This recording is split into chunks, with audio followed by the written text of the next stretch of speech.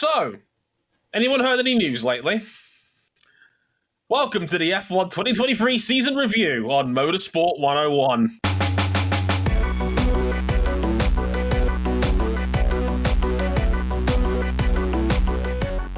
Hey everybody, I'm your friendly neighborhood host, Dre Harrison. Welcome to episode 489 of Motorsport 101. Anything happened in the last week that was apparently newsworthy in the world of F1 and beyond? Anything? Apparently even Max Verstappen is sick of the Dutch national anthem now. Apparently so. That was news around here. So, welcome to our big F1 2023 season review episode. This is something that we love doing on the show at end of year, and what I like to call season review season. IndyCar had their early turn in September. Now we catch up with the big two. If we ran this in December and you gave me 10 minutes to talk about everything that has come out of Mark Miles' mouth on the record within the last several months, I would be losing my mind. I would not be able to do this show anymore because I'd barely be able to contain it. Oh, God. I bless him. I know a friend of the show, Chris DeHarnay, was begging me to come on for this one because of all the IndyCar news. I was like, look, I want to try and keep it mostly F1-centric, and there was already a big story in that regard that I wanted to get to at some point during the show. Trust me when I say we have multiple individuals trying to hit the fadeaway jump shot from half court for the foul on Dior. Oh yeah. Voting was already closed. Voting is closed, and the buzzer has sounded. The red lights are on the rim, and that shot is in the air, and it hit nothing but the bottom. They're trying. God bless them, they're trying. As you can probably tell, I'm your friend and neighborhood host, Trey Harrison. You can probably tell as well, that was RJ O'Connell and Cam Buckley. I'll let you work out who is who if you're a first-time listener. It'll be fun over the show figuring that one out. First and foremost, I suspect there's going to be a lot of people listening to us for the first time. You may or may not have heard certain news regarding my employment status lately. You're the hottest free agent in motorsports journalism right now. You got to get motorcycle leathers with fun employed on the ass. Look, you can't see it right now, but on the races Slack chat that I'm still in for a couple more days, I now have the literal rear end of Dovi in 2020 as my profile picture. It's great. No, I was gonna say, look, for those who don't know already, and if you follow me, chances are you already do. Yes, I have been let go from WTF1, and I'm gonna straight up say it on the record, I was let go. I was a bit kinder about it on social media, but that's the unfortunate state of the game. Unfortunately, these things happen. I'm not going to get into too much detail on it that I haven't already said publicly, but what I will say on the record is that I promise you I gave it everything I had. As a content creator, someone that was doing the pods, doing the shorts on the website as well. And that goes for me, Charlie, and for Hannah. We all busted arse over this year trying to make it work, and unfortunately it just didn't in the end. And as media tightens its belt in general, and I know I'm not the only one, there's many places, many friends that have had podcasts tear up. Shout out to friend of the show, Elizabeth Blackstock, who I know is going to kill it with her new show in 2024 anyway. Shout out to my buddy Niran over at Quadrant, because I know the Last Lap podcast is also gone as well. Two great shows hosted by great people, and it's the nature of the game, it's the nature of the industry. Content creation is fucking brutal, let me tell you. And it sucks that while I may be a casualty of that, I promise you I leave with my head held high, because I know I gave it everything I had over there. And to all the incredibly kind people that have reached out and said commiserations or, looking forward to whatever happens next, I wish I could tell you I had something cool lined up to replace it. I don't.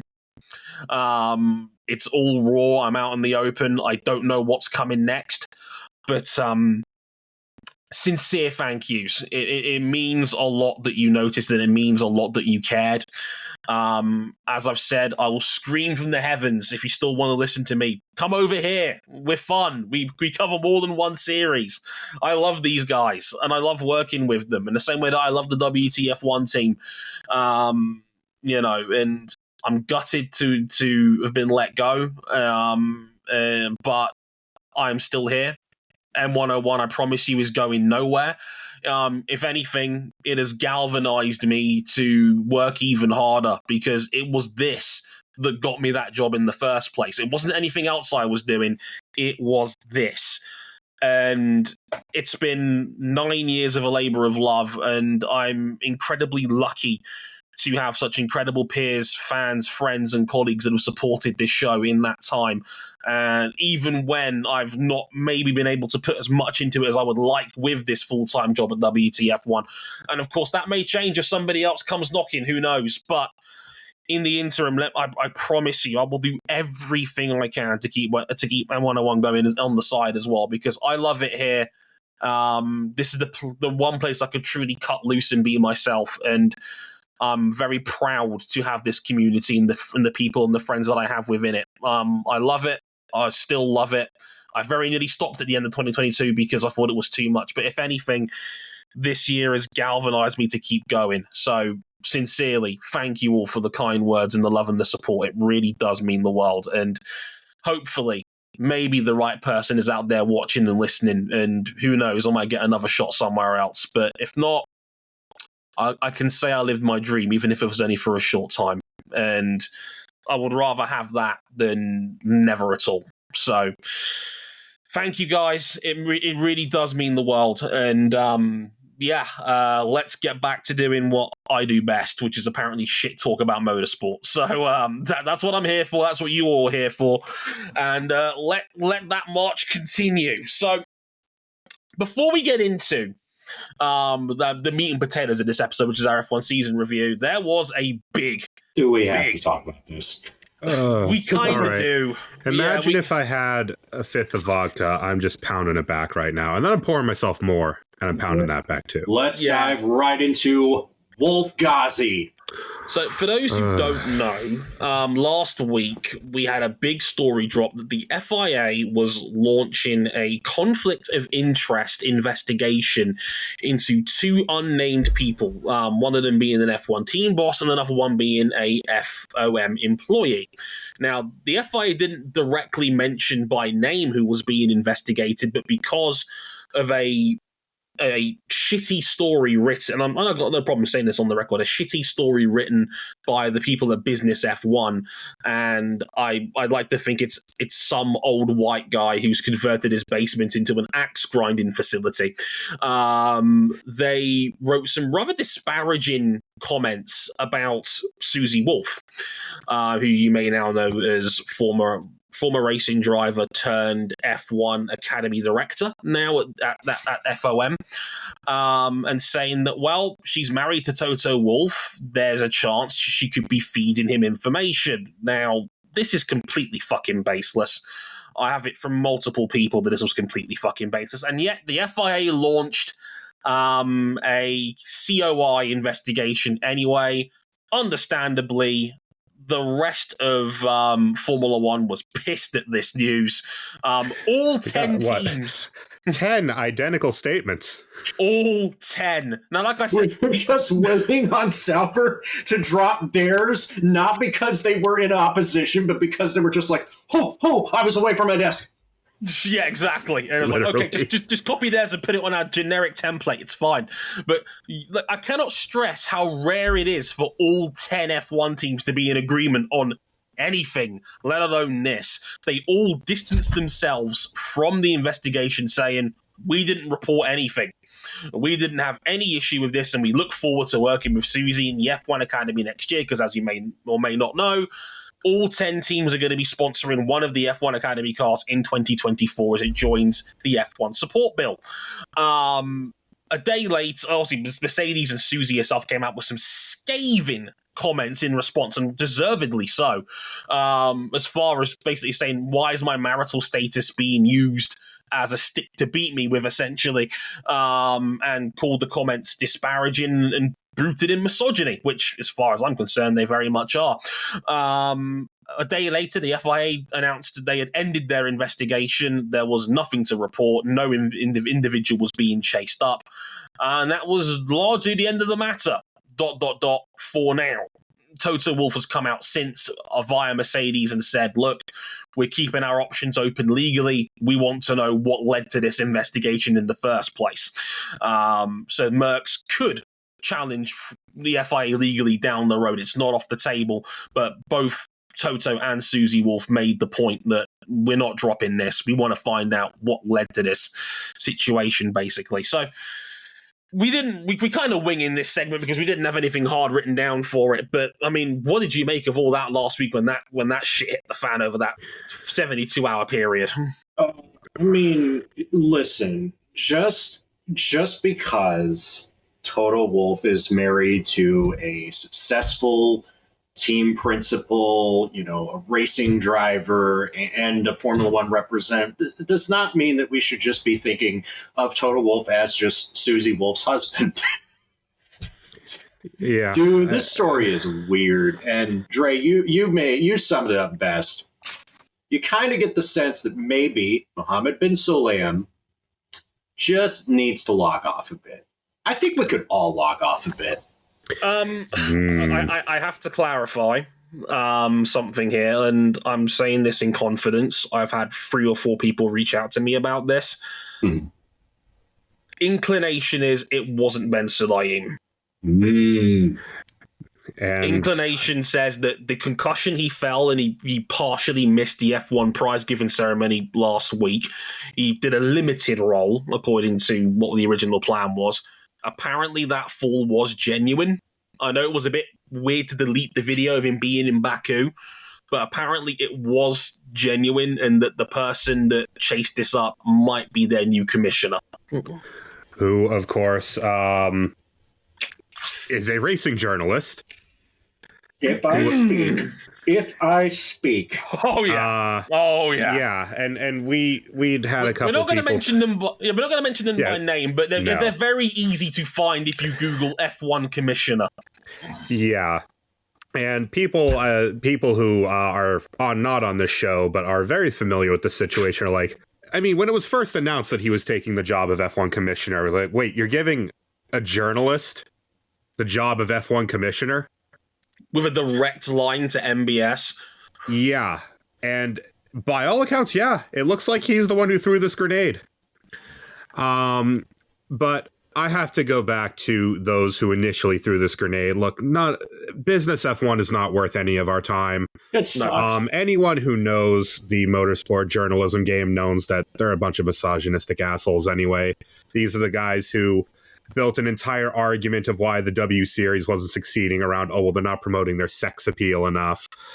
With a 16-year-old on its roster at the time. Very normal discussion. They're not worth your time. They're not worth my time.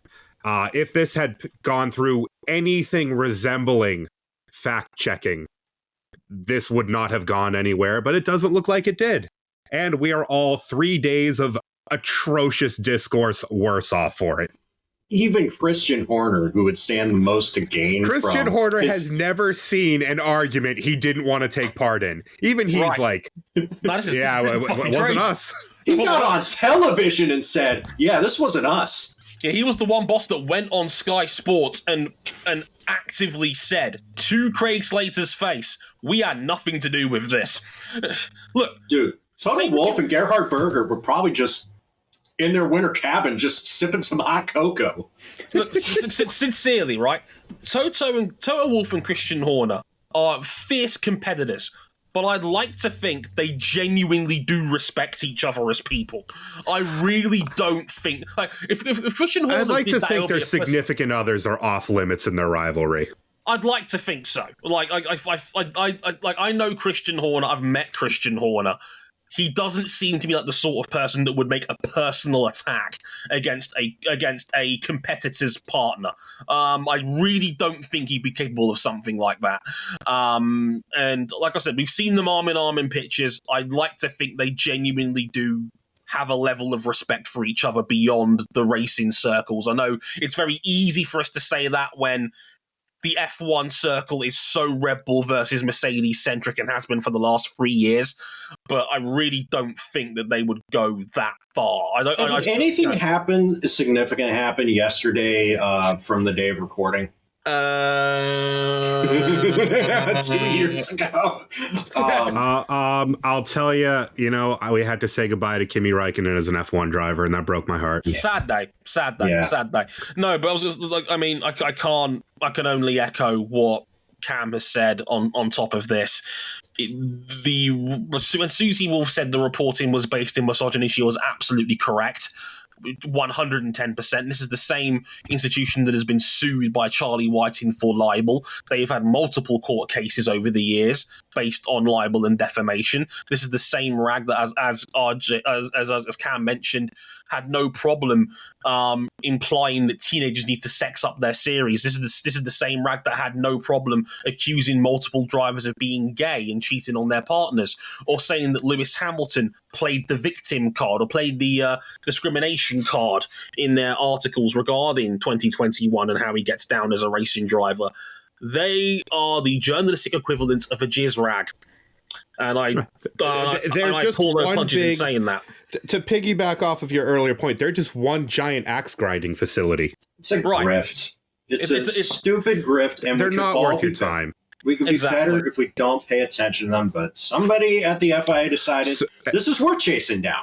And that's just it. Someone who is way too goddamn important to the sport thought that this was worth pursuing. And someone whose that's not acceptable. And someone whose background really suggests they should know better, quite frankly, than verifying their sources and figuring where this bullshit comes from.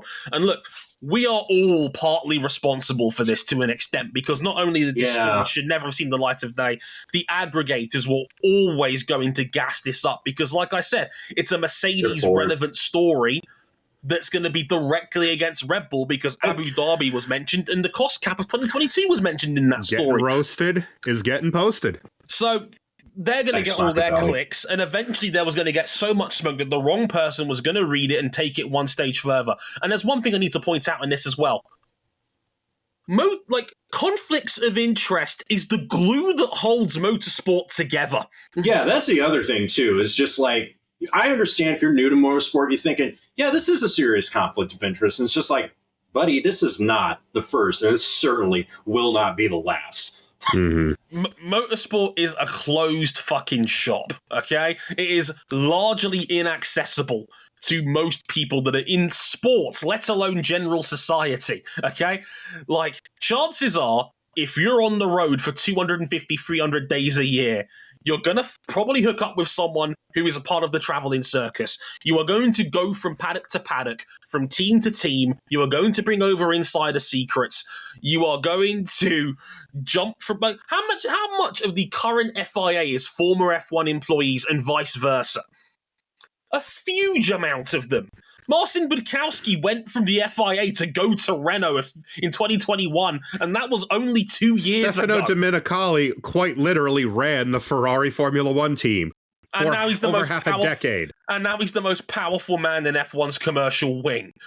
I mean, come on now. The whole sport is built on a conflict of interest. I've joked about it on this show many times when I watch MotoGP's coverage on TNT, but their panel regularly consists of a rider's agent, the guy who's now in charge of the riders' union, and a guy that owns a Moto3 team, and no one cares. I promise you, no one cares. This sport is built on COIs. And there is no escaping that. It's an inevitability of the industry that we work in. Yeah. It's a closed shop. That's how it's going to be. It kind of sucks, but it's just the way it is. You can't be helped. Yeah, so this story was an entire seething glass of dog shit. And we slurped that up right off the plate because we are bored. It's the off season. We need something to talk about. We are bored as shit, and we needed an off-season to get through this and talk about it. Right, let's get into our Formula One season review, and we will start with our American friends at Haas right after this.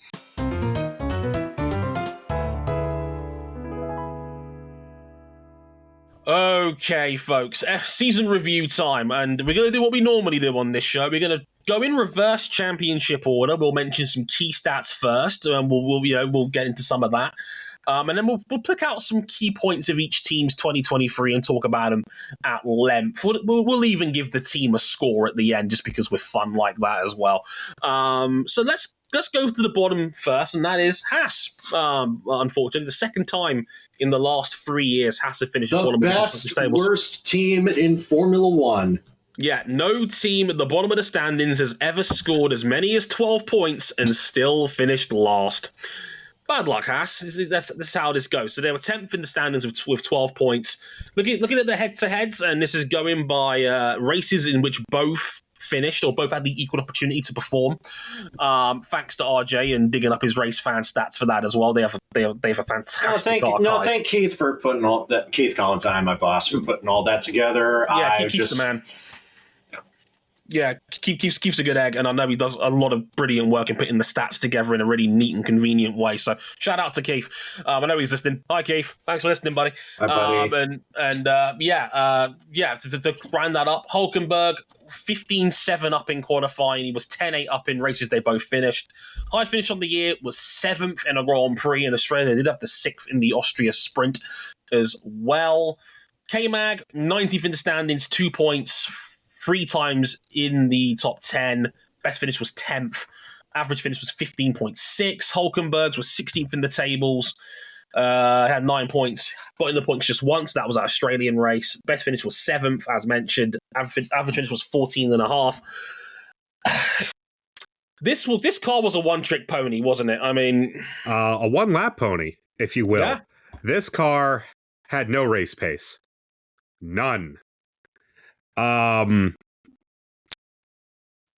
can't remember with ease a car that has had this much pace in qualifying and this little pace in race trim. I've seen some Ferraris that have had such a disparity in recent years. Oh, I don't know if it was ever this bad. I mean, they would drop both cars into Q3 on occasion. They would just sink.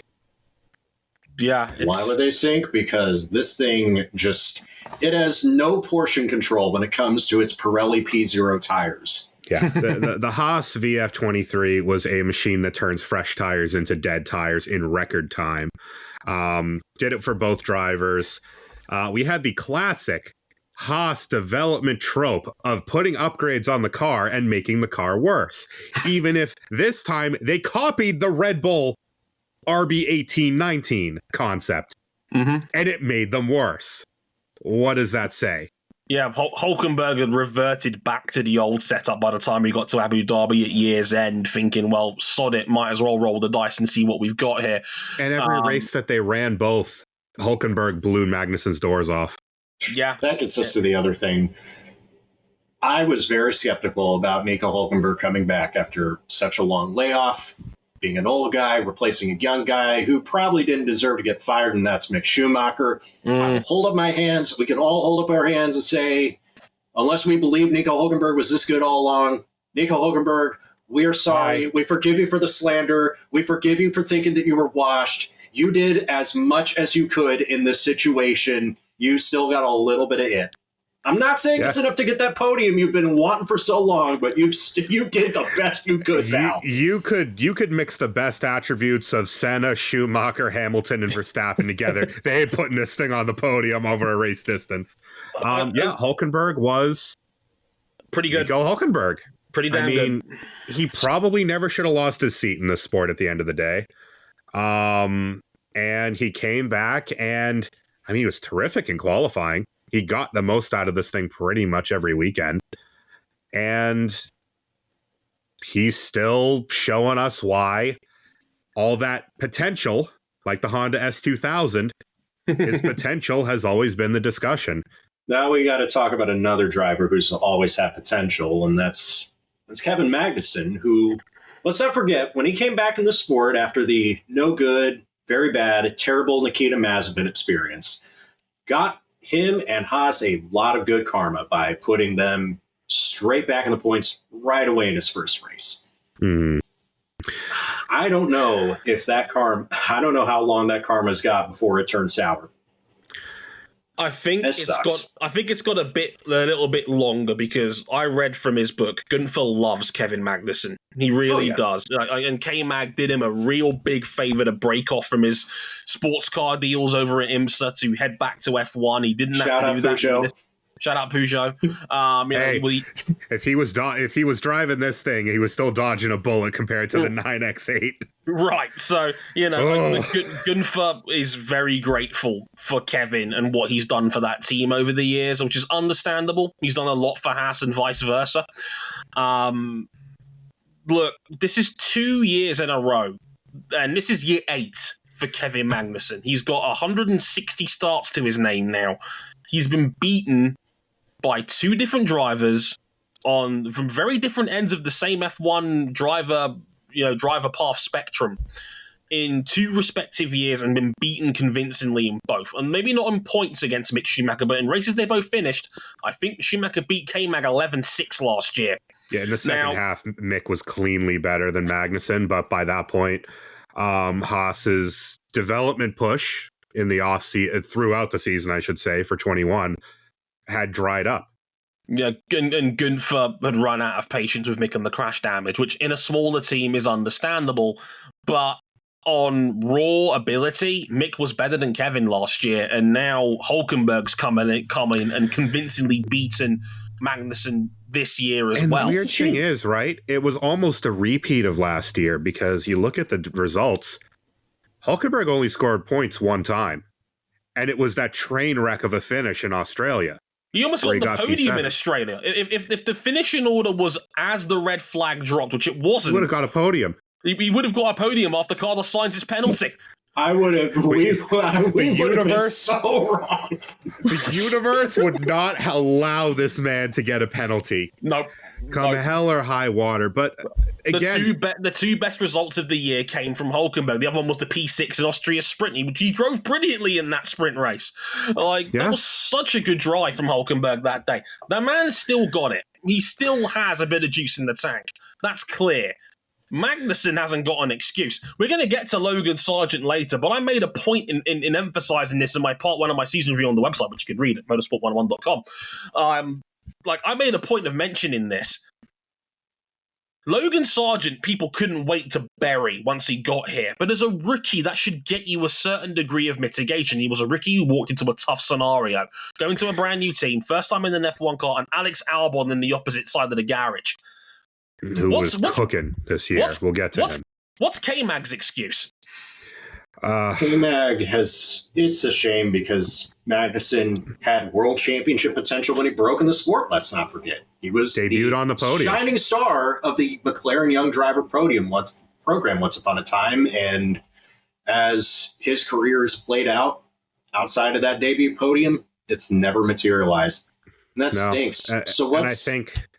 I think a lot of that, unfortunately, isn't on K-Mag either, because he was dropped after a year with McLaren, in a not very good McLaren, because if you get the chance to sign Fernando Alonso in his prime, you do that. And then one more race where he didn't even get to start because his engine exploded before he even got to the grid. It gets better for Honda. He ties his a hell of a lot better for Honda. Yeah, but he ties up to the Renault ship, and we all think it's going to soar like a rocket, and it fizzles. That 2016 Renault was dog shit. And I mean, what's the 2 most emblematic things of his Renault stint?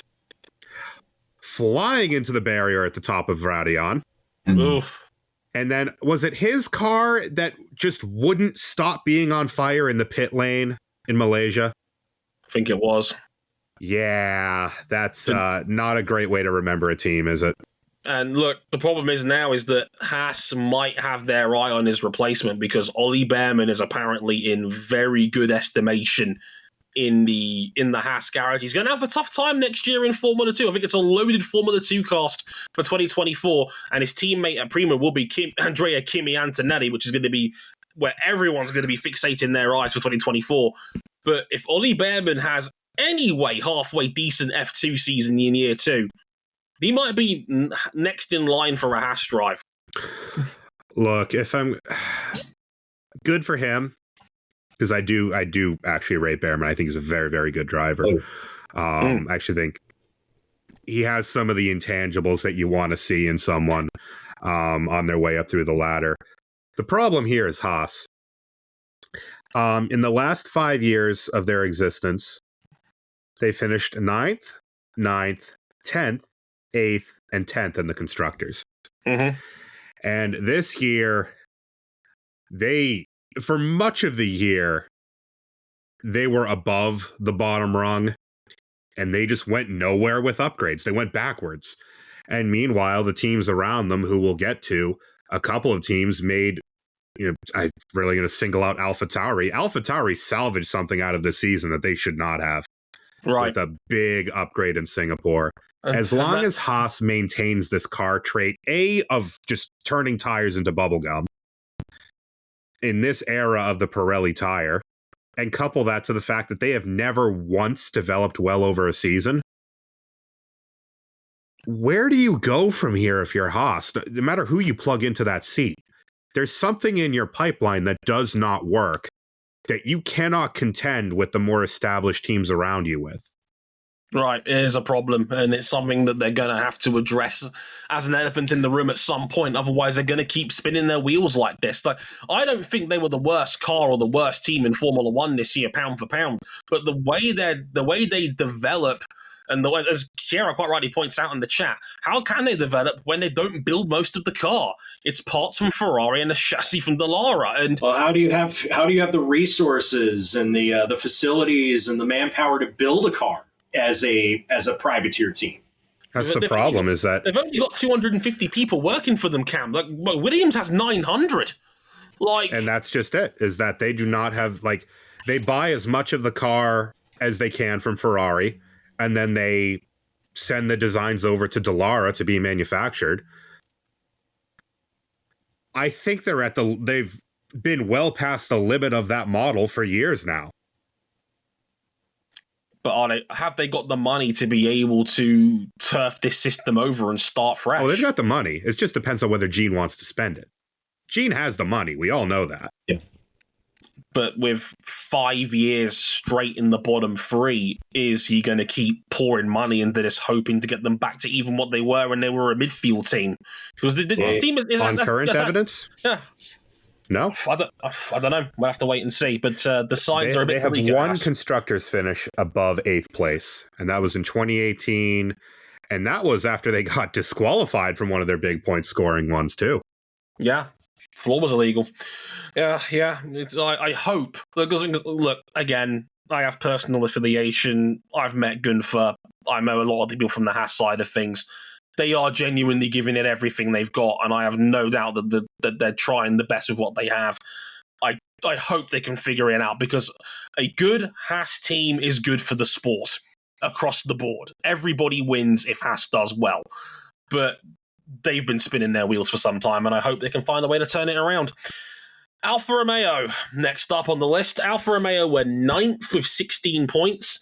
Head-to-heads, Bottas ahead on both counts, 16-6 in qualifying, 11-6 in race trim. Had a couple of 8th places in Qatar and Bahrain. Very, very Alfa Romeo. Good at the start, good at the end. Both ends of the scale. Valtteri, 15th in the points with 10. Got into the points 4 times. Best finish of 8th for Zhou Guanyu was 18th in the standings with 6 points. Was in the points 3 times. Best finish was 9th. I did that 3 times. Funnily enough, both guys had the exact same average finish, 14, which is good. Which is a kind of a metaphor for Alfa Romeo's season, really. And they're lost as Alfa Romeo, because they'll be going back to being called Sauber again, at least partially. Well, apparently we'll know this weekend what their new team name is going to be, from what I've been told. So look forward to that. By the time this goes out, you might know. I had in my notes here participation trophy winners of 2023, because was any team more just there than Alfa Romeo in 2023? No, this is going to be a short segment. I mean, Valtteri Bottas still shows flashes of brilliance. Zhou Guanyu shows that he's steady. He's not been spectacular yet through 2 seasons, and he needs to pick that up because they have nowhere else to put Théo Pourchaire, and now you can make the argument that he should have been here all along. I mean, that's really about it. There's nothing really like needle moving to talk about until Audi starts pumping the money in the team. And if you know Sauber's history, strangely enough, they don't always get better when you pump manufacturer money into them. You know, while I think Haas had a lower trough this year, that's just it about Alfa Romeo. They basically spent most of this season not bad enough to be the worst team in Formula One, but also always knocking on the door of points and never getting them. I mean, ever since their weight advantage dried up in I'd say the second third of 2022. Yeah. On the rest of the merits of the car, they've been nowhere. It doesn't do anything interesting. Their upgrades don't make the car worse, but they don't seem to do much to make it better. It's just like once everyone else caught them up on being low weight, that's the only thing that they've shown in the last 2 years, and they are no longer unique in that regard. Yeah, again, we've said it on this show before. Props to Fred Vassar. He gamed the system and he made it work beautifully, because remember, this team was 6th last year. 6th. They were 6th solely on account of the fact that the car wasn't very good, but everyone else was having weight problems. And Valtteri cashed in early when the car was competitive, because he was very solid the first third of that 2022 season. And they've been the worst overall team in F1 since the first half of 2022 when it comes to just being consistently just below points. And unfortunately, you don't get anything for 11th in this game. You've got to draw that line somewhere. 14th. They wish that they were 11th because, again, they were just right in the middle of the non-scoring crew. And they were so anonymous this year. There were people starting to question the Audi investment in general because of just how little they were turning the page. And whenever they did have big opportunities, like I remember Zhou Guanyu qualified in Hungary in 5th, and we thought this is the one. Zhou's come alive, and then his car stalls off the line, and he ends up wrecking 3 people's days because of that turn 1 reaction. Valtteri was right behind him. He had to check up because it was obviously Zhou was so slow in front of him. So how many times do we see Valtteri Bottas just competing with severe floor damage? He's like 3 seconds off the pace. Like and 4 times. Like 4 times. And he's just like, he just has the saddest run to 17th for 4 weekends. The man was so unlucky this year. Half the time he was in contention for points, and it was just like. And Vegas. In Singapore, it's because he ran over debris from Zhou's car. What are the odds? That was the second time he did. Because I remember in Saudi Arabia, he drove over Gasly's broken front piece that was a hit he had with Oscar Piastri, and he again ruined his floor, completely destroyed his race. Valtteri was so unlucky this year. It's incredible that the most prominent thing he did all year was bare his arse for charity. And by the way, he raised over $120,000 for Movember. So well done, Valtteri. Love your work, big fella. You got the boat's ass calendar on the board. That's probably the most exciting thing that happened this year. Both drivers incredibly photogenic, but it's not getting them anywhere. Dre, what do you think they do heading into 2026? Because Valtteri Bottas is also coming to the sunset of his Formula One career. He turns 35 next year. That's basically like ancient in Formula One terms. These days, and we still don't know if Zhou Guanyu is ever going to take that next step. You figure Théo Pourchaire is going to be in the picture, but if there's ever free agents in this Formula One driver market again, you got to think Audi's got to take a swing at somebody, right? That's the thing.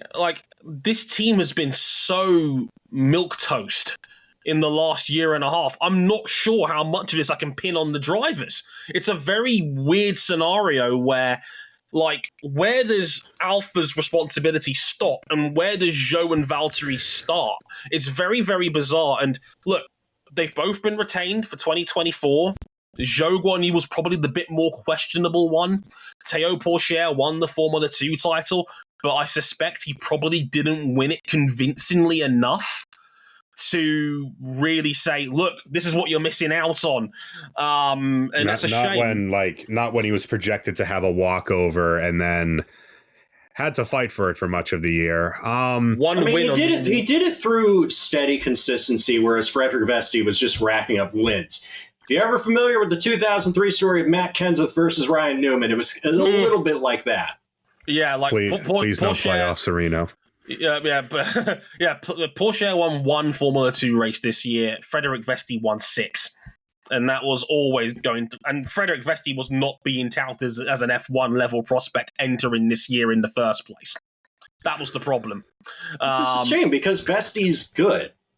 I think Vesti is good enough. We are still talking about the youngest ever Formula 2 race winner and a guy that was a runner-up last year to Drogovic having a completely cracked Mechachrome setup at MP last year, which they were not able to replicate after he left. Funny that. They got one of the good engines. Yeah. Karen makes a good point in the chat as well, Cam, sorry to cut you, but yeah. she says, if Jack Doohan's car had worked for the whole year, I don't know if Pourchaire would have won. It shouldn't have come down to the last race of the season, even mathematically for him.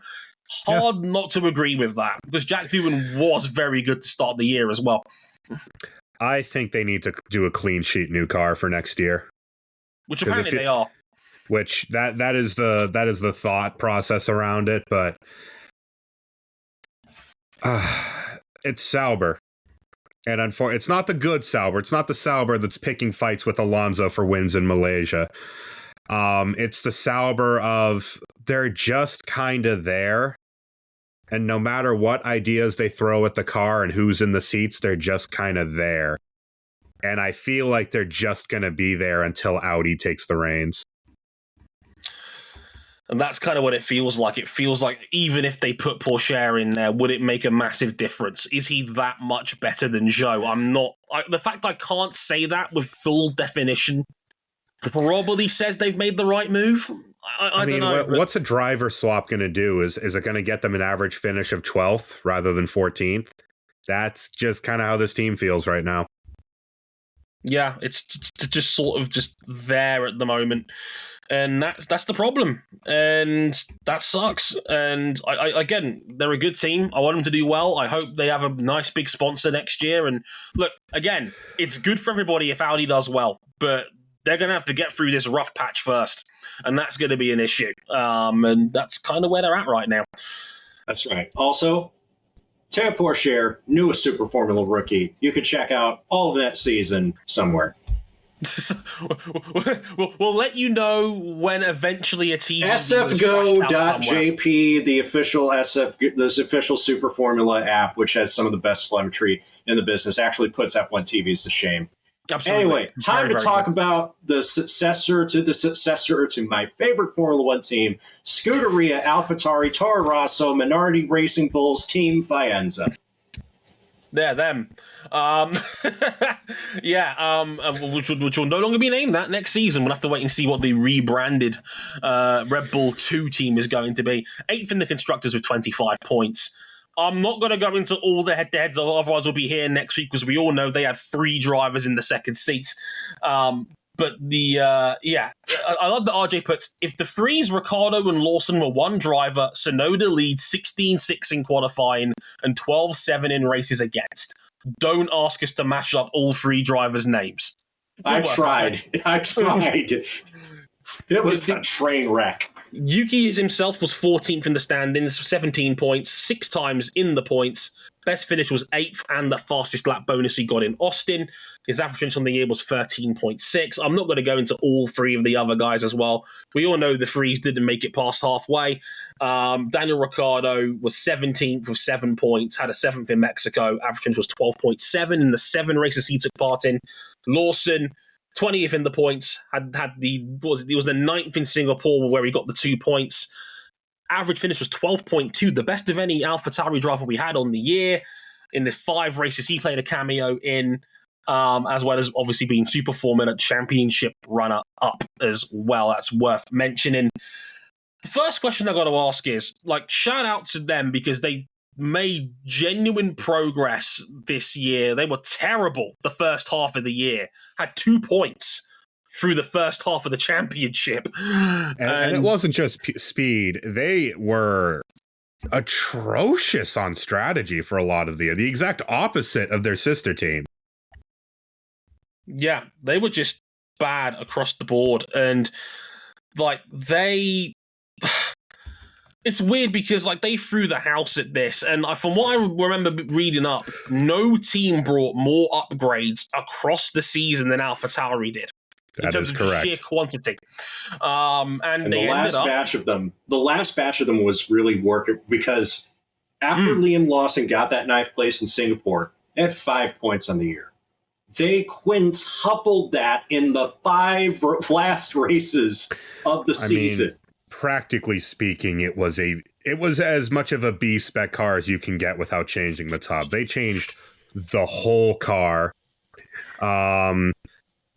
Thoughts is that they brought some goodies from the RB19, which you are allowed to do as long as they're on the right list, on the back end of the car. Did wonders for them.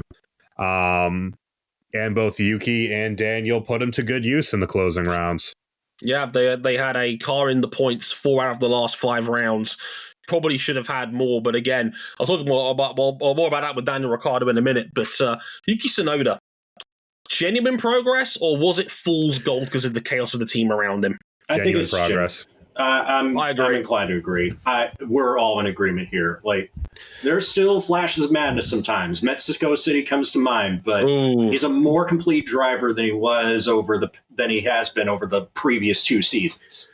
I'll be real with you. The Yuki of early 22 and throughout 21 wouldn't have been in position to throw away Mexico City because he probably would have thrown it away already.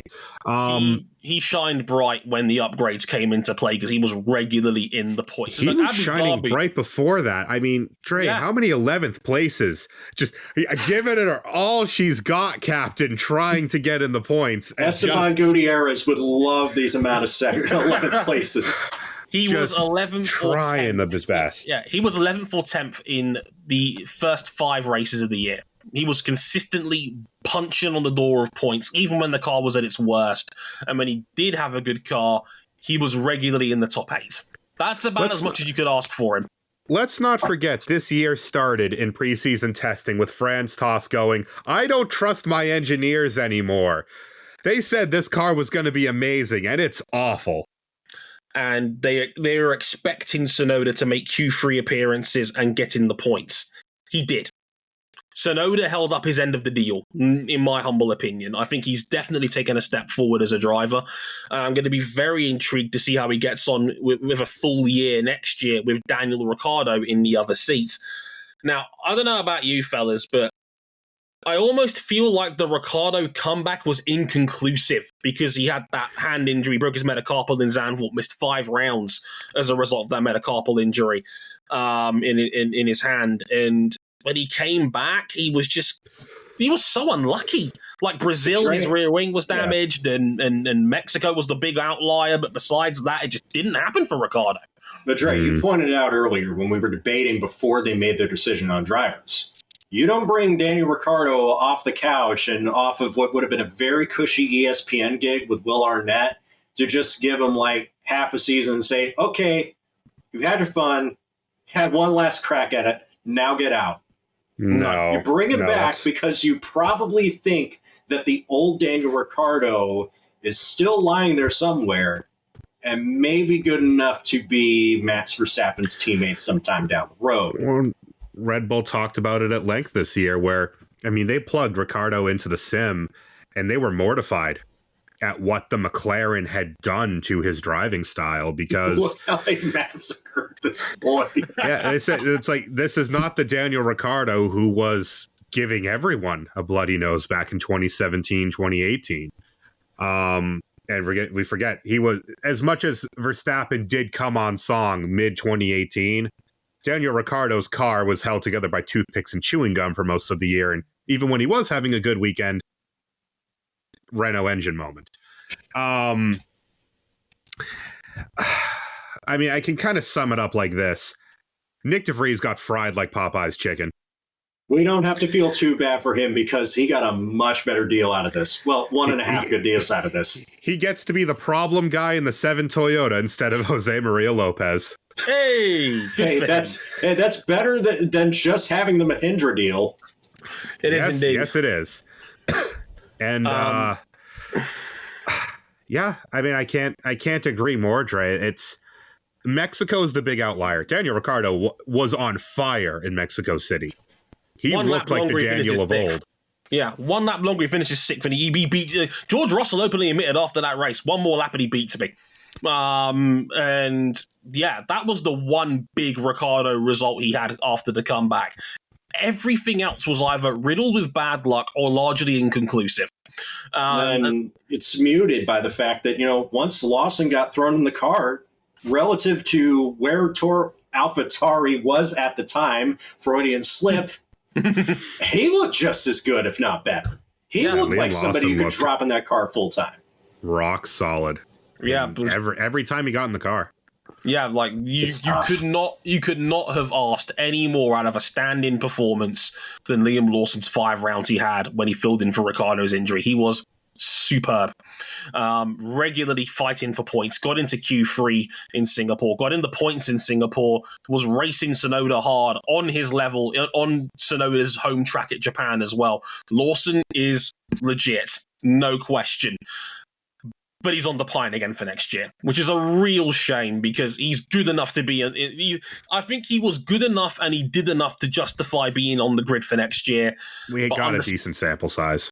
But we got a good sample size, and I think, unfortunately, we're now in a situation where Williams is now a direct competitor to the AlphaTauri team, so I can understand why Red Bull wouldn't want to loan him out and make a rival team better, which we'll get to very shortly. Because let's be real here, this is no longer a junior team. This is now a sister team. Daniel Ricciardo and Nick DeVries getting opportunities this year was all the proof that Red Bull's academy, at least for now, has ran dry. Isaac Hadjar, Zane Maloney, maybe they come up with something big in F2 next year, but for now, this is who they've got. This is the best they've got, and they still are going to give Ricciardo one more year to see if he's good enough to usurp Perez. But and this all happened because Nick DeVries got a one-off in a Williams, got the result of the Williams, and they couldn't get Colton Herta to get a super license in time. Yeah, it's all through that. And Herta, they weren't going to bend the rules for Colton Herta, and understandably so. So, yeah, and as Jason points out in that chat as well, Dennis Hauger's left that umbrella as well. Red Bull's having a bit of a general clear out of their academy at the moment. So they're reloading. We're going to have to wait and see what happens at the end of 2024. But this is an AlphaTauri team in a strange place. And let's not forget, Franz Tost is gone. That's the other big thing, too. Franz Tost retiring from his post. He's been Mr. Toro Rosso AlphaTauri since Red Bull bought up my favorite team at the end of 2005. 18 years as team principal. 18 years, 23 so now it's going to be in general. Laurent Mekies, Ferrari's former sporting director. Good luck. I think he can do it. I think you wash the Ferrari off of him. I think he can do it. Well, I suppose the bigger question is they're going to have a little bit of a different relationship to Red Bull going next year, where now it's going to be more like what Haas do with Ferrari, where as much of the RB, whatever they call it this year, they can buy to put into their own car. That's what they're going to do. That's realistically what they should have been doing, because they went opposite in a lot of areas this year to their sister team. I think their sister team proved fairly competitive across the year. They did. I think they have a lot more reason to be optimistic entering this offseason than they were at the top. Certainly, if it tracks like what they are at towards the end of the year, this is a top 5 team. This will be a team that'll be and you have in the mix two very well proven drivers to lead your team into the next season. Yeah, and I like Laurent Mekies as a sporting director, so I look forward to seeing what he can do with that team. Or maybe a fresh perspective on development might actually help them in the long run. We'll have to wait and see. But there's a lot of potential in this team, which, I mean, they narrowly lost that fight with our next team, Williams, who ended up getting off the bottom for the first time. This is the best last I've ever seen. Yeah, I have to stress, Alex Albon, when this season started, said, we just want to be a better last. Well, how does seventh do for you, Alex? It's such a good last that they weren't last by 3. By 3. My Seventh place in the Constructors, 28 points. Clean sweeps in races both finished and qualifying for Alex Albon. 19-0 in qualifying, 15-0 in races. The rare double donut in F1. We don't get that very often. Best finish was 7th. They did it twice, Albon in Canada and at Monza. And yeah, Albon 13th in the standings with 27 out of those 28 points. 7 times in the points. As mentioned, best finish 7th place twice, both from him. Average finish was 12.4. Very solid. Logan Sargent, 21st in the points. Yes, he finished behind Liam Lawson. Rough. Just in the points just the once at his home round at Kota after the disqualifications kicked in. Best finish was, as I said, 10th at that very race. Average finish the worst of any full-timer, 15.8 on the year. Before we get cracking, a massive shout out to James Vowles, who has done a tremendous job. Unbelievable job from James Vowles in the growth setup this year. Like, I've mentioned it before on this show, but again, I have friends that genuinely work at Williams, and they gush when they talk about James Vowles, how hands-on he is, how good a person he is. He knows everybody by name, how welcoming the team has been, and also not being afraid to get his hands dirty and say, look, this is what I had at Brackley, because he was there for 20 years at Brackley, you know, from the days of when they were called BAR, and he's turned them round by getting his hands under the hood and turning them into a team that's got some genuine promise for the first time in a while. He's been sensational. I couldn't have picked anyone better. I cannot stress it, because when we've talked about Williams in the last few years, when the family sold the team, there have been many times we're thinking, is this going to be among the last we see of Williams racing? This team died. In any capacity? This team died from the pandemic. It needed to make it out the other side. Yeah. This is not the Williams. This is the bones of the old Williams team under new management, financially and otherwise. And Vowles talked about it this year. A lot of their internal systems were from when BMW funded this team. BMW Williams is the bones of this team from a developmental perspective. And they have been in this sport since 2005.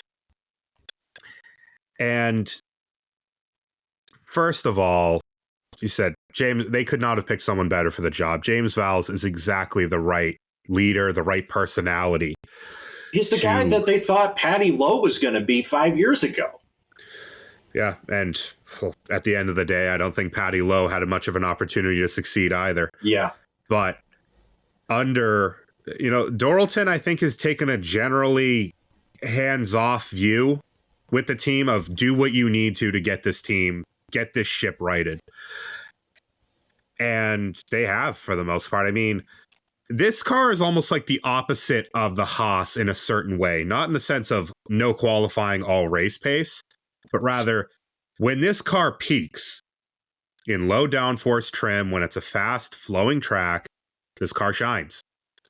Last year's car shined to an extent like that, but this one cured some of its problems, cured some of its downforce deficiencies, and it was a car you could lean on, especially in Alex Albon's case.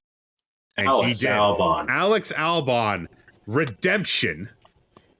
What's probably, I would say, we nose winning driver of the year.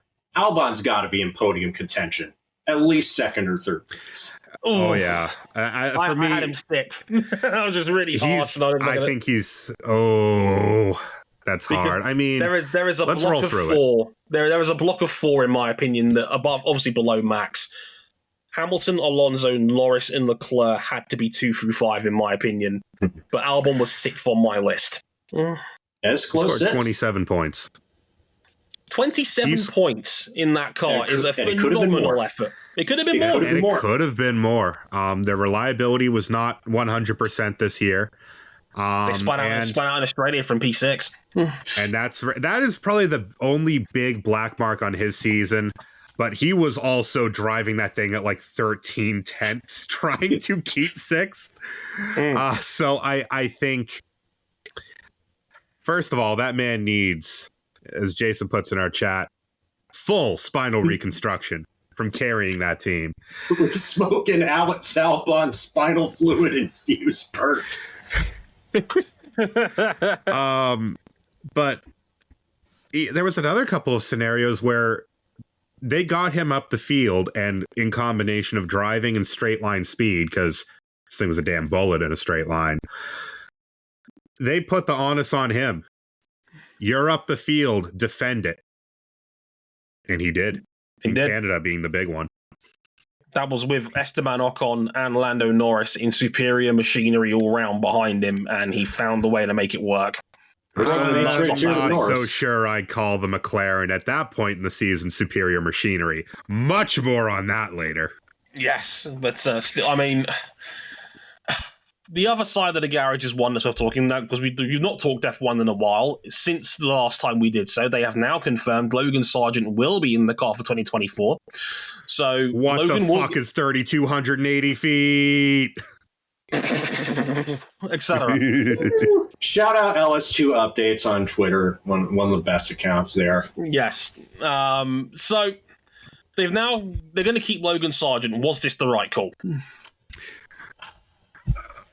We had to hesitate a bit, which means that there's probably a little bit of doubt. But Dre, you've talked about it before. Eventually it got to the stage where Williams is now AlphaTauri, Racing Bulls, Toro Rosso, whatever's competition. They're not going to loan Liam Lawson out to them.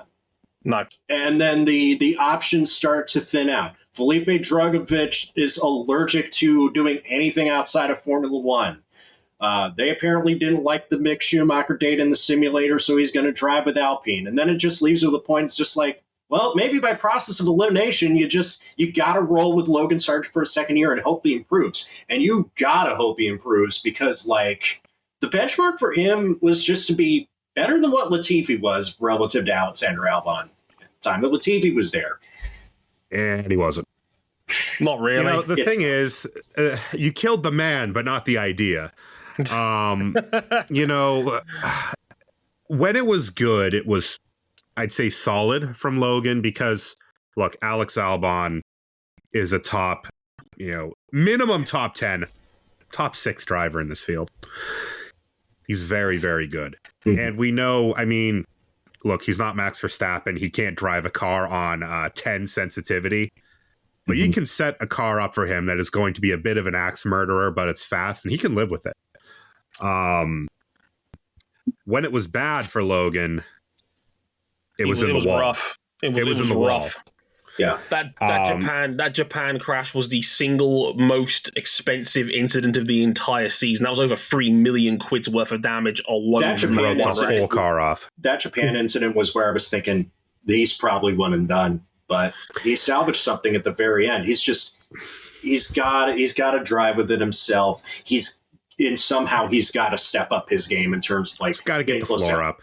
The ceiling, I think the ceiling is fine as a rookie up against Alex Albon in a relatively difficult car to drive. The floor was pretty atrocious. Yeah, what I was going to say here is that I think the sunk cost fallacy of Logan is probably, is probably worth giving him a second year, because I don't think there's an obvious second option that screams out. I mean, they apparently, Val's looked at mixed simulator data, didn't like what he saw, didn't chase it up any further than that, which makes me sad. Which is weird because Toto Wolff gassed the ever-loving shit out of Mick Schumacher when he was in that reserve driver role. But and he'll still be a Mercedes reserve driver, strangely enough. Yeah, alongside his Alpine hypercar gig with Mechachrome engines. Yay! Yeah, because when you think reliability that's going to get you through 24 hours, you think the F2 engine. Yeah. I think there's an opportunity for the funniest thing possible, but this is not a Le Mans preview.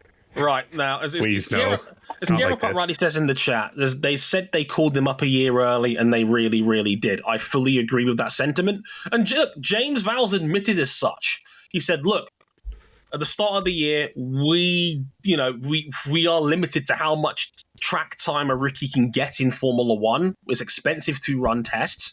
We basically gave him 4 days and was like, okay, here you go. Here's an F1 car for the first time. And he struggled. But Vowles has given him every chance. And I respect the fact that he has given him a second year, because I think more drivers should get second years in F1 to try and prove themselves. Drivers are not automatically damaged goods because they had one bad year. Agree. Yuki Tsunoda is walking proof of that, in my opinion. Alex Albon's proof of that. Absolutely. Alex Albon might be the best example of that on the entire grid. Right. But he needs to improve. He needs to show more in year two. Look, there were a fair few races this season where Sargent was within walking distance of Albon on track, and that is a good sign. That's all you can ask. If he can do that more consistently throughout 2024, he'll be fine. But he needs to be doing that every week, not just this one. And maybe we'll have to see how that goes. Next up on the list, and we've got a bit of a jump, and I love that in our notes here we got the Aldas thumbnail of no progress pointing at the Alpine, which I think progress. is quite funny. The F1 team fighting absolutely no one. Alpine Formula One team. No man's land. They I love that they ended up, I want to say, 92 points ahead of Williams for 6th, but also 160 behind the next nearest team. They were in an F1 wasteland. They were 6th overall, 120 points. In head-to-head stats, Gasly was up 14-8 in qualifying, but interestingly, Ocon was up 10-6 in races they both finished. Note how I only said 10-6. More on that later. Yeah. That kind of puts it in perspective, don't it? 2 podiums on the year, 1 from each, Monaco and Zandvoort respectively. Gasly was 11th in the standings with 62 points, 1 podium, 10 times in the points. Average finish was 10.7. Not bad from Gasly, I have to say. Ocon's was 12th in the points with 58. Again, 1 podium, 12 times in the points. Average finish was 11.9. Now, I think Jason summed up this section better than any of us on 3 on the show could. Alpine was more famous for their quotes this year than they were for the performance. And mostly the quotes of people that were no longer working for Alpine. Of which there are many. Is it a good sign when halfway through your season, former non-executive chairman Alan Prost says that that Lauren Rossi, the now moved aside CEO, was, quote, a terrible leader and a walking example of the Dunning-Kruger effect?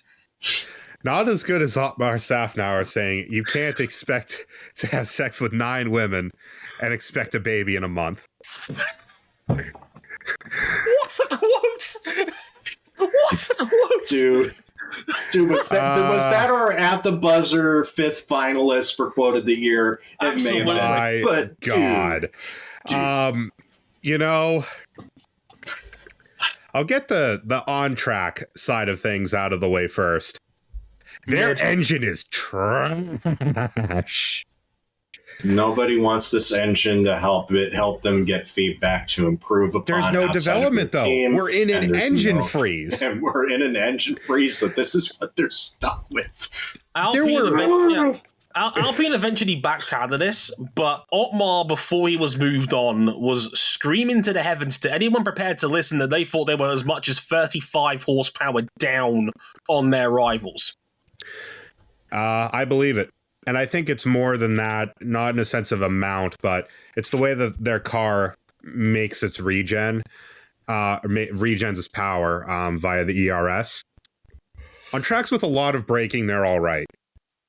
Actually, given how good we think their chassis is, there were times where they would strip the downforce off, be okay in the corners. They had the fastest car in a straight line in the speed traps. Something McLaren best chassis in F1 joke. Yes. But then there were tracks where there wasn't a lot of braking and you rely more on your MGU-H. And Esteban Ocon's car was derating halfway down the Kemmel, trying to pass people. Couldn't pass anything going down the straights. And Pierre Gasly did everything in his power in defiance of God and man to get a race ban. Didn't quite get there because the incident that should have caused his race ban was him and his teammate having an enormous crash.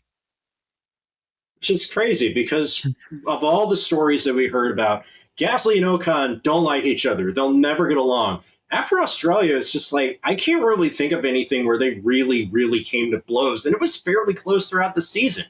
Maybe Gasly Japan. was the better. Yeah, maybe Japan, but it was evenly matched. And,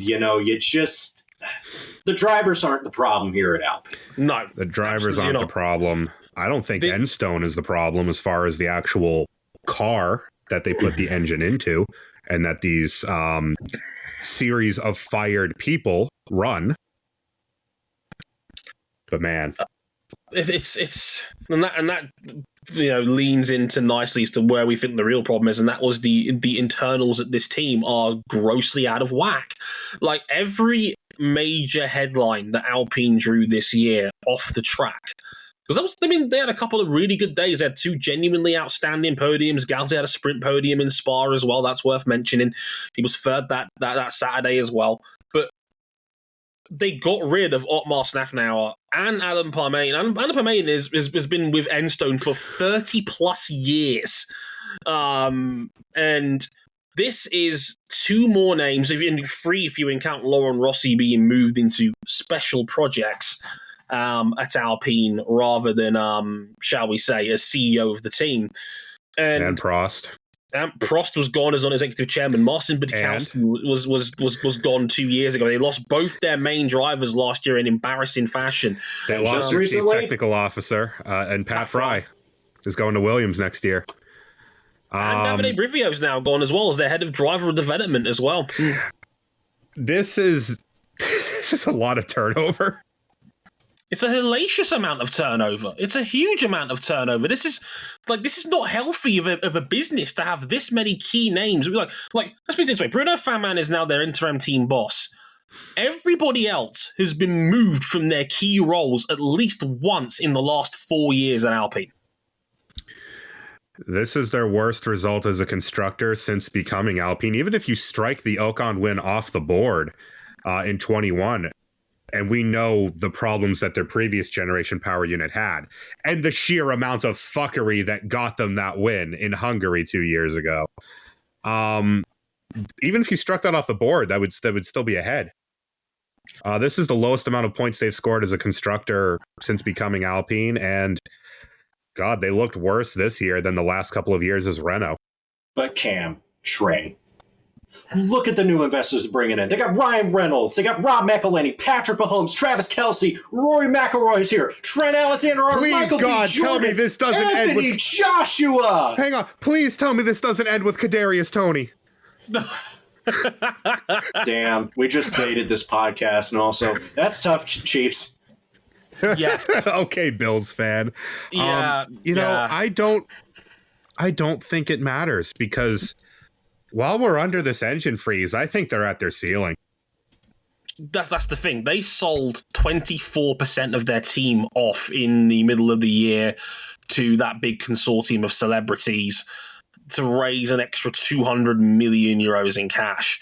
Now, call me crazy, but if and Bruno Faman kept mentioning this word a lot. He did when that Spa weekend happened where all the news broke down. He mentioned the word project 16 times. how good is a project if you've got to sell off a quarter of it to keep your head above water? How long have we been talking about this as a project or year 37 of the 5-year plan? 100 race plan, have you know? It's like that, John, too. Yeah. I just don't see how they beat the teams ahead of them with a 35-something horsepower deficit, more throttle-intensive tracks. I don't see how they can organize themselves in such a way to move forward while they're burning through staff quicker than any other team on the grid, including Ferrari. Yeah, that says something. It says a lot when you're a hotter mess internally than Ferrari is. Didn't know that was possible. And yeah, here we are. Long story short, the drivers are class. This was Pierre Gasly's best year in F1, in my opinion. He finally matched up well with someone. The quality of his diet stunk before this. I think both of them were. Both of them were dead solid all year. Yeah, they were both in my top 10. I'd say Esteban Ocon is a hell of a driver in race trim. No one has done more. Anyone in race trim, he is bulletproof. Hell of a defender as well. No one has done more with less in F1 this year than Esteban Ocon. None. Maybe Alex Albon. That's about it. Consistently the most disrespected man on this grid.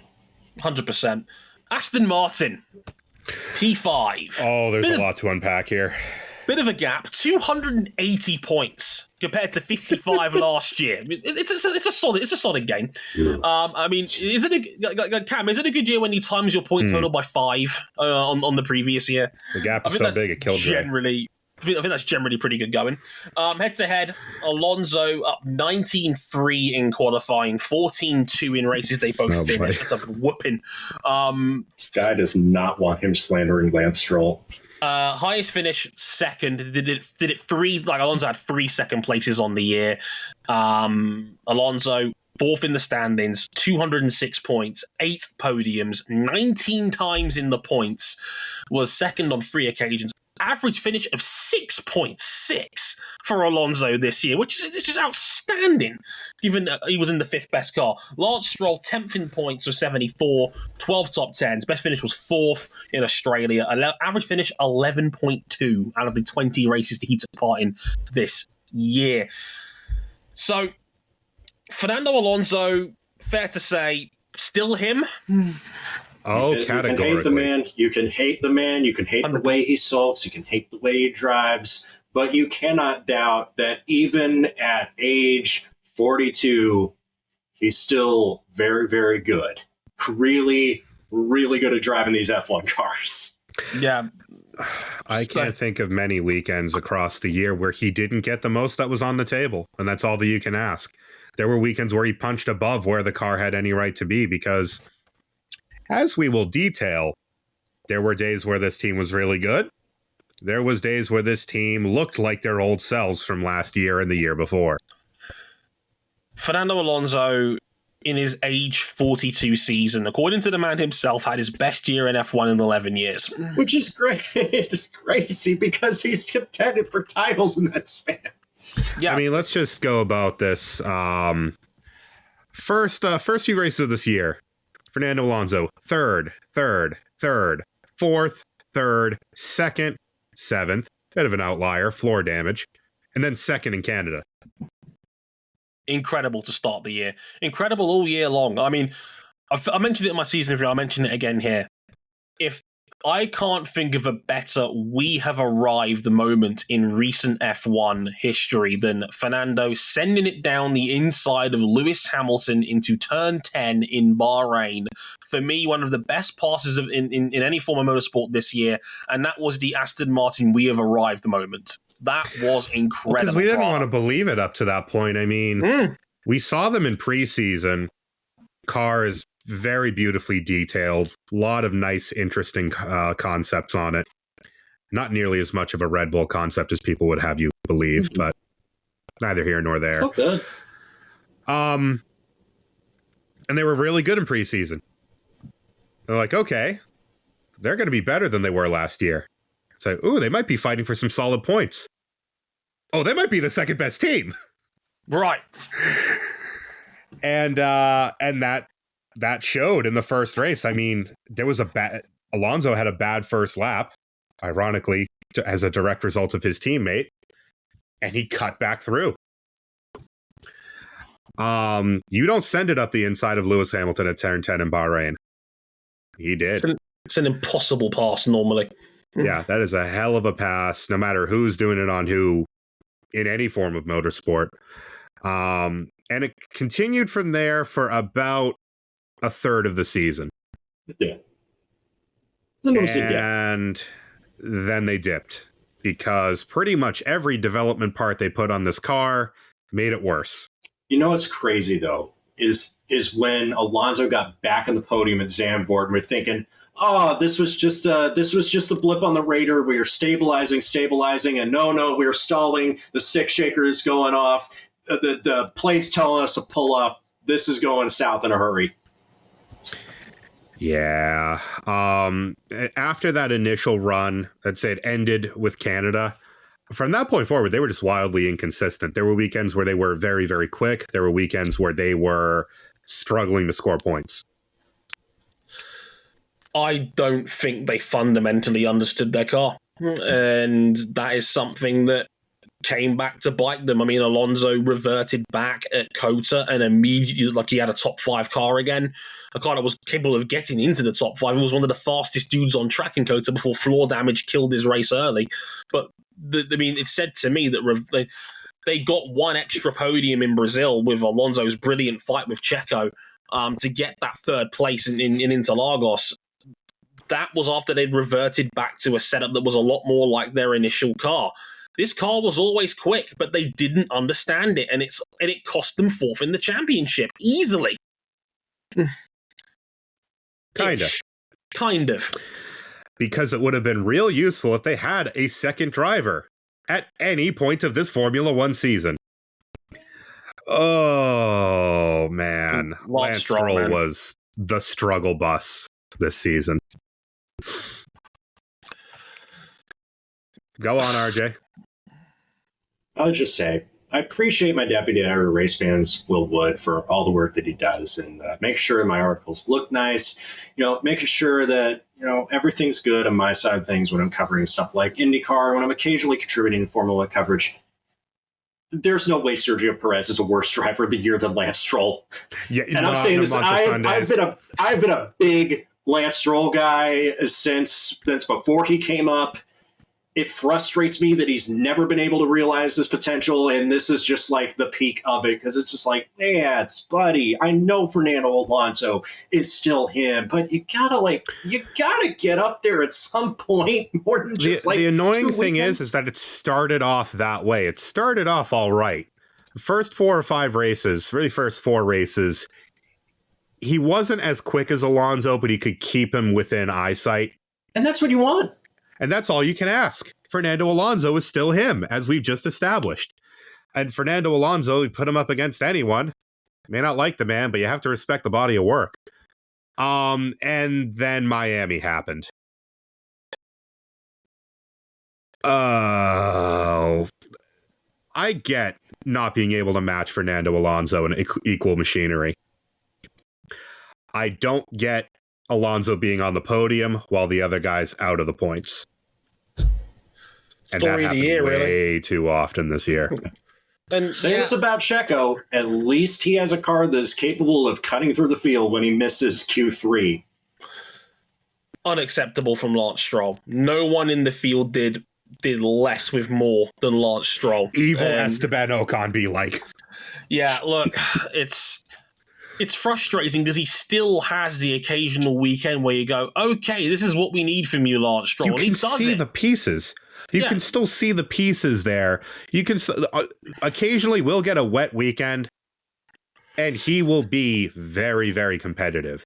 He's still a Formula One pole sitter at the end of the day. In some of the worst conditions, you'll set a pole in. And then you have races like Monaco, where he drove like an ass on lap 1, and that's as well as he drove all weekend. Yeah, and look, it's hard because it's hard to talk about Lance with any sense of jeopardy because we all know his seat is secure. But over a year, this was his worst year in Formula One for me. And this is year 7 for Lance Stroll. He can't have this excuse anymore. He needs to be better than this. You need to be better than 4 or 5 good Grand Prix across the year, because he did have a few good Grand Prix across the year. I mean, he was terrific in Las Vegas. Vegas, Spain, Brazil. He was Sao Paulo. As I say, only a few seconds behind Alonso on the road. That's fine. Like, he's had a few Grand Prix where you go, this is acceptable. This is hope. Like, okay, no one's good even. No one's expecting you to smash Alonso to bits, but he had a race, 1, 2, 3, 4, 5 races where he did not score. One of those including when they had to withdraw him from the weekend because he wrote the car off and himself off in Singapore qualifying. And that was in the middle of a run where he got knocked out in Q1 6 weekends in a row. And that's just... And look, the Aston was having problems, as we just established, during that time frame. You know what? Alonso still got the thing in the points. Healthy points on a couple of occasions. If you are because we did find out this year, this is going to be a factory team. Come 2026, this is Honda's spearhead into the new engine regulations. And also, Aston Martin has other top-line projects. They have other top-line projects. Why don't you call me over, Valkyrie? Da, da, da. They have a very good design staff. They haven't even reaped the benefits of their new factory yet. We're going to see that really with this new car going into next year. But it doesn't give me a warm, fuzzy feeling inside that while the meat and potatoes of development of the 2024 car were going on, they reeked. Absolutely. If you are a factory team and you have world championship aspirations and you pick up Honda, you divorce yourself from being a customer. You get jurisdiction over your gearbox and your rear suspension, which they're limited on by what they buy from Mercedes right now. You get jurisdiction over your aero. They're going to have their own wind tunnel. They're going to have their brand new factory. Lance Stroll can't be your guy. No. He's probably going to be. But if you want to win titles, he can't be.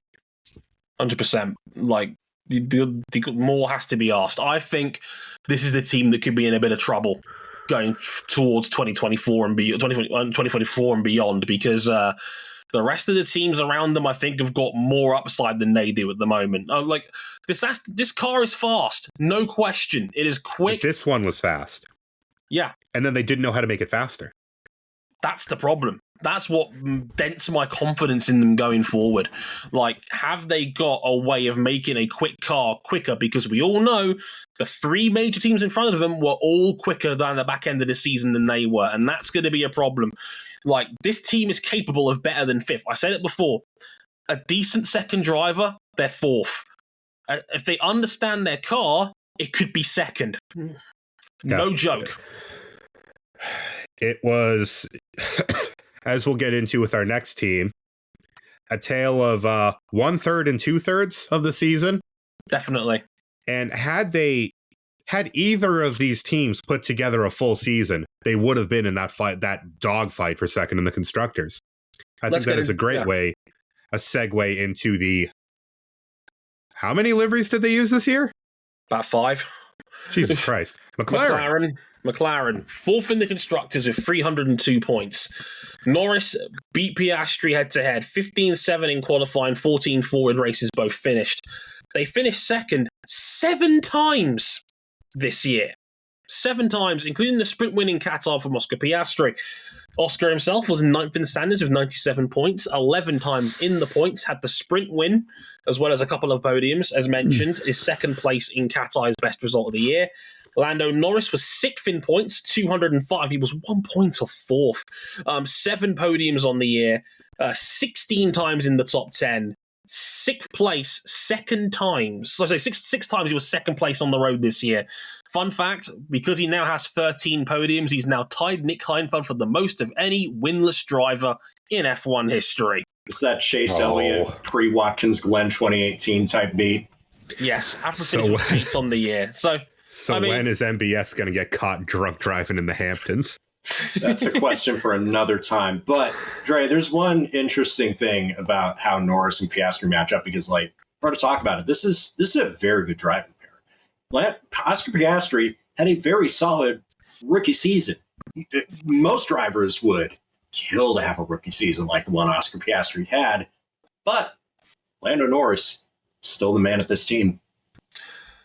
Yeah, like Lando Norris is really, really good. I almost feel like he's become almost underrated in the way that, like, some of his race performances this year was extraordinary. Like Brazil, where he was keeping pace with Verstappen all day long. Mexico, where he came back from a Q1 exit to finish in the top 5. Like, there are occasions where Lando is 99% of what Verstappen is. And that is as strong a praise as I can give him in this current F1 climate. In terms of race trim, there are very few in F1 that are better than Lando Norris. There might only be one in F1 who's better over 305 kilometers than Lando Norris is. And yeah, he's a sensational driver. He really is. And look, I'm glad McLaren turned it round this year because they openly admit they would have lost him if it wasn't for this season. Let's lay it out like this. Through the Austrian Grand Prix, McLaren had amassed 17 points. 17 points. We were saying, how many did they score after that? 285 in the last 14 races alone. Yeah, we talked about it preseason. If you extrapolated that pace over the rest of the season, they would have had 445 points and they would have finished comfortably second. Well, that's the problem with being a Mercedes constructor. You're allowed parts of a good year, but not the whole thing. They came into this season with debatably the worst car in Formula One. It was awful in March. We talked about it extensively on our preseason coverage, that, McLaren International are the worst team in F1, and they don't have an excuse of an engine this time. Cost James Key his job. And, again, bringing about as much of a B-spec car as you can bring without bringing a new tub. They redesigned most of the car in Austria. Lando got 4th that day. And then they redesigned more of it for Britain. Lando got 2nd that day. And then they brought more upgrades in Hungary, and Lando got 2nd that day. And that's how it kind of went for the rest of the season. This is one of the great in-season turnarounds. Probably only on the level of like McLaren's own 2004. Where again, they just threw out the whole car, started again, and we can fight with this. And there was plenty of occasions this year where McLaren, who have been down in the dumps on and off for a decade, were beating the snot out of the factory Mercedes team. Gave him a bloody nose. I could use this opportunity to be like, hey, we never doubted the McProcess. We never doubted the genius of Zach Brown. But I need to seriously point out, Andrea Stella, as team principal, did a phenomenal job in his first full season with the team. Yeah. Taking over from Andrea Seidel is not easy. Nope. And Seidel was one of the best in the business from back with the Porsche LMP1 days and through his whole time in F1. Good luck with Sauber, buddy. And this is still on the Toyota wind tunnel as well. The old Toyota wind tunnel.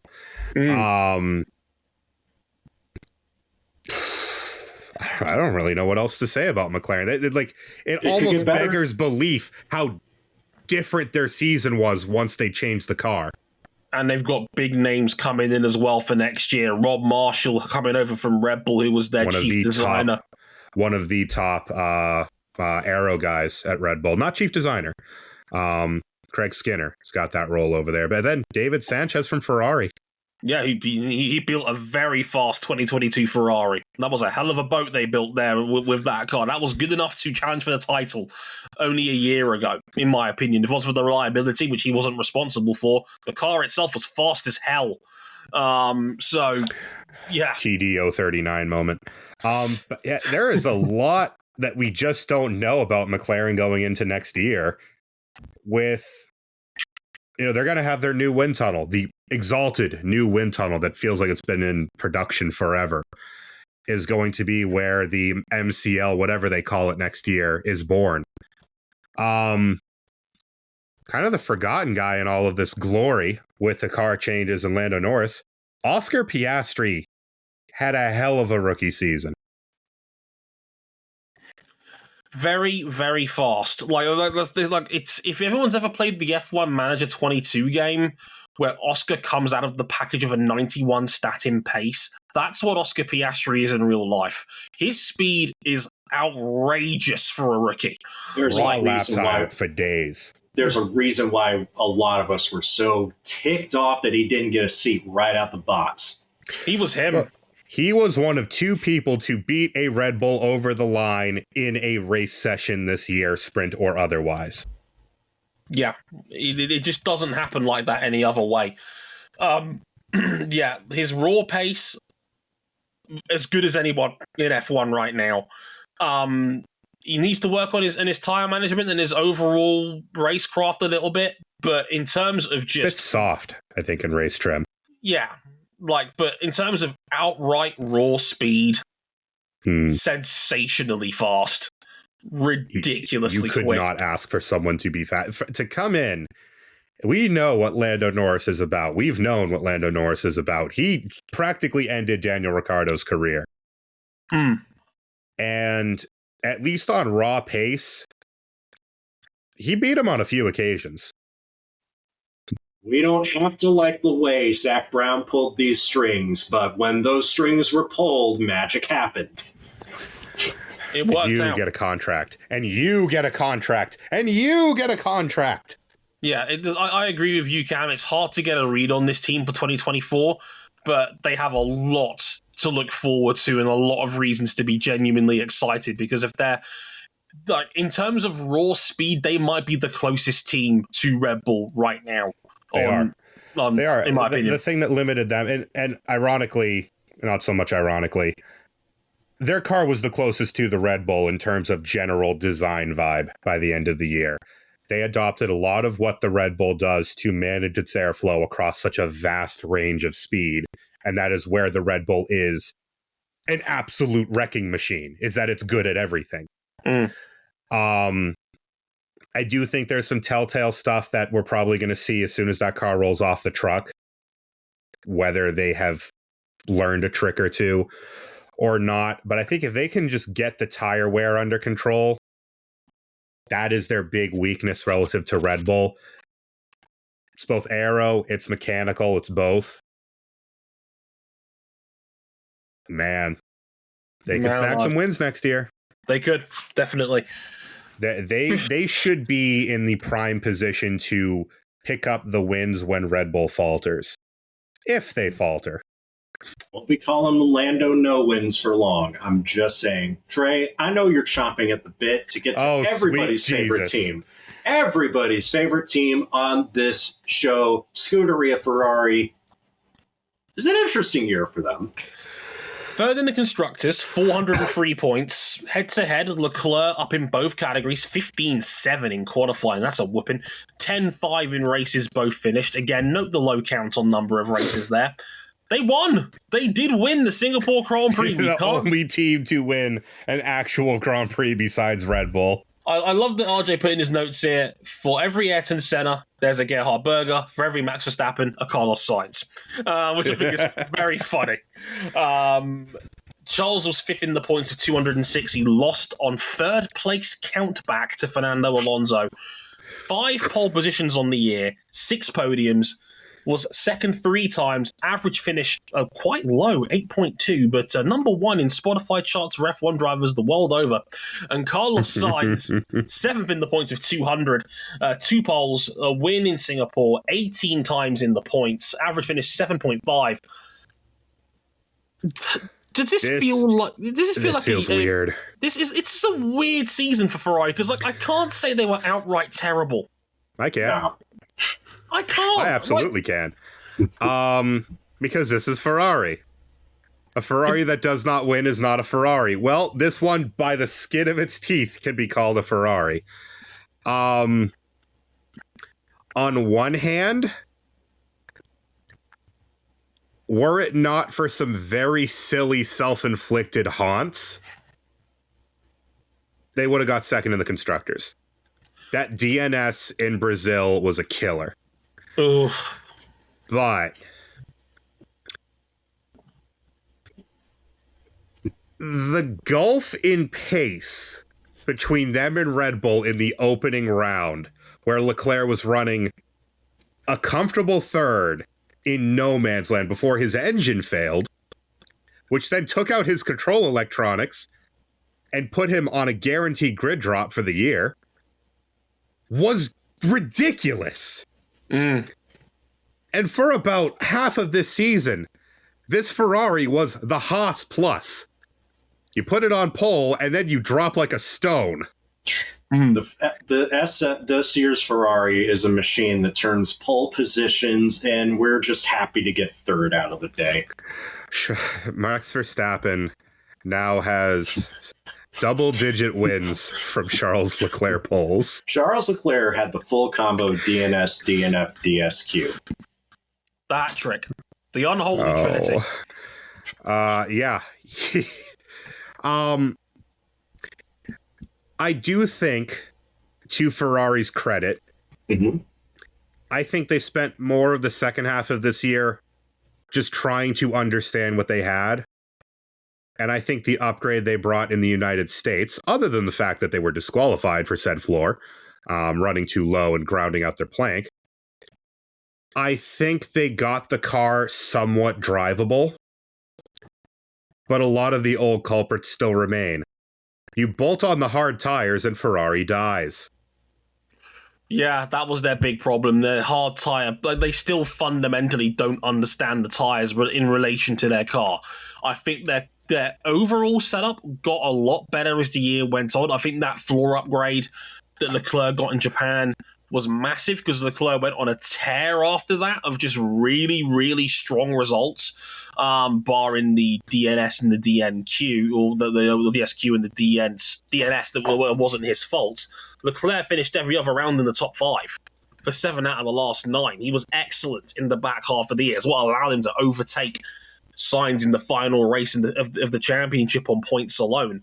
Charles is still him. I need to make this point absolutely clear.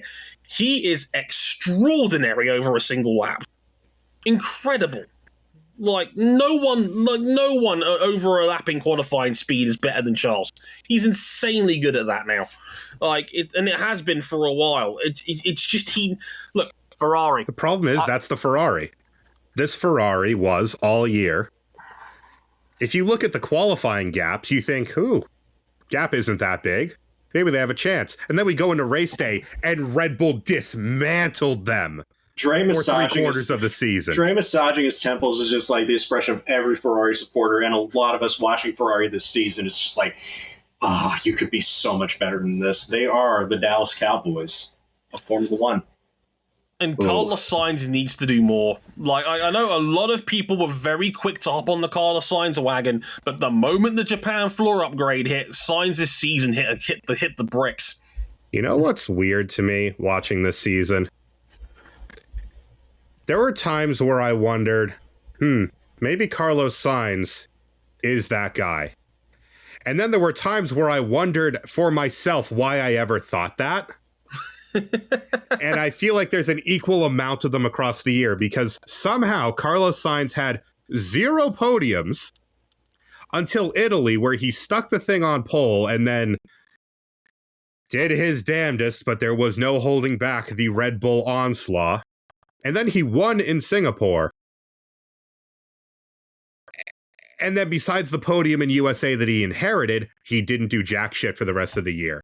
His egg in Abu Dhabi cost Ferrari second in the constructors. Yeah. It was maybe his worst weekend in Formula One. Awful. Just straight awful.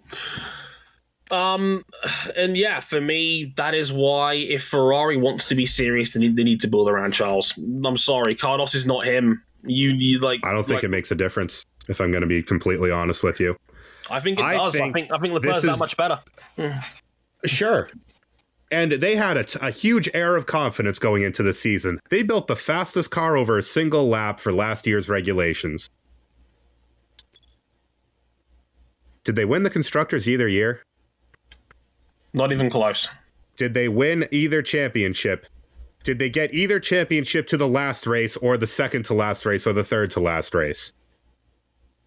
To have come into 2022 under these regulations with such a quick car, with Charles Leclerc in phenomenal form, and to be utterly dismantled by a mediocre Mercedes and an ultra-dominant Red Bull. Yikes. Yikes. And it's the same trait that we've seen since 2019. Ferrari don't get the Pirelli tires. No, just they don't get crazy.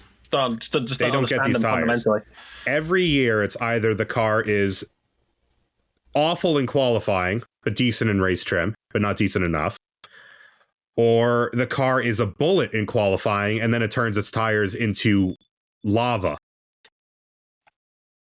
3 laps into a stint. And I don't think that's building around a driver. I don't think that's something that you can cure just by moving staff around. They need to figure out why this is happening every year. Because it was the same when Fernando was there. It was the same when Seb was there. And now it's the same with Charles leading the team.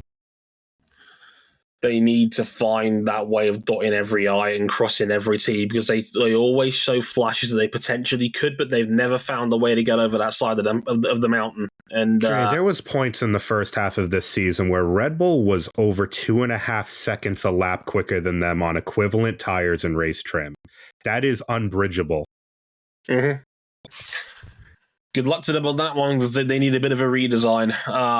Speaking of redesigns... Oh, God. Mercedes. The messiest second in the constructors you'll ever see. They beat Ferrari by 3, 406 points for second and runner-up in the Constructors' Championship. They tied in qualifying, 11 each, between Russell and Hamilton.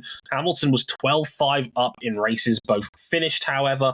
3 second places, but no wins on the year. George Russell was 8th in the points on 175, 2 podiums, 17 times in the points.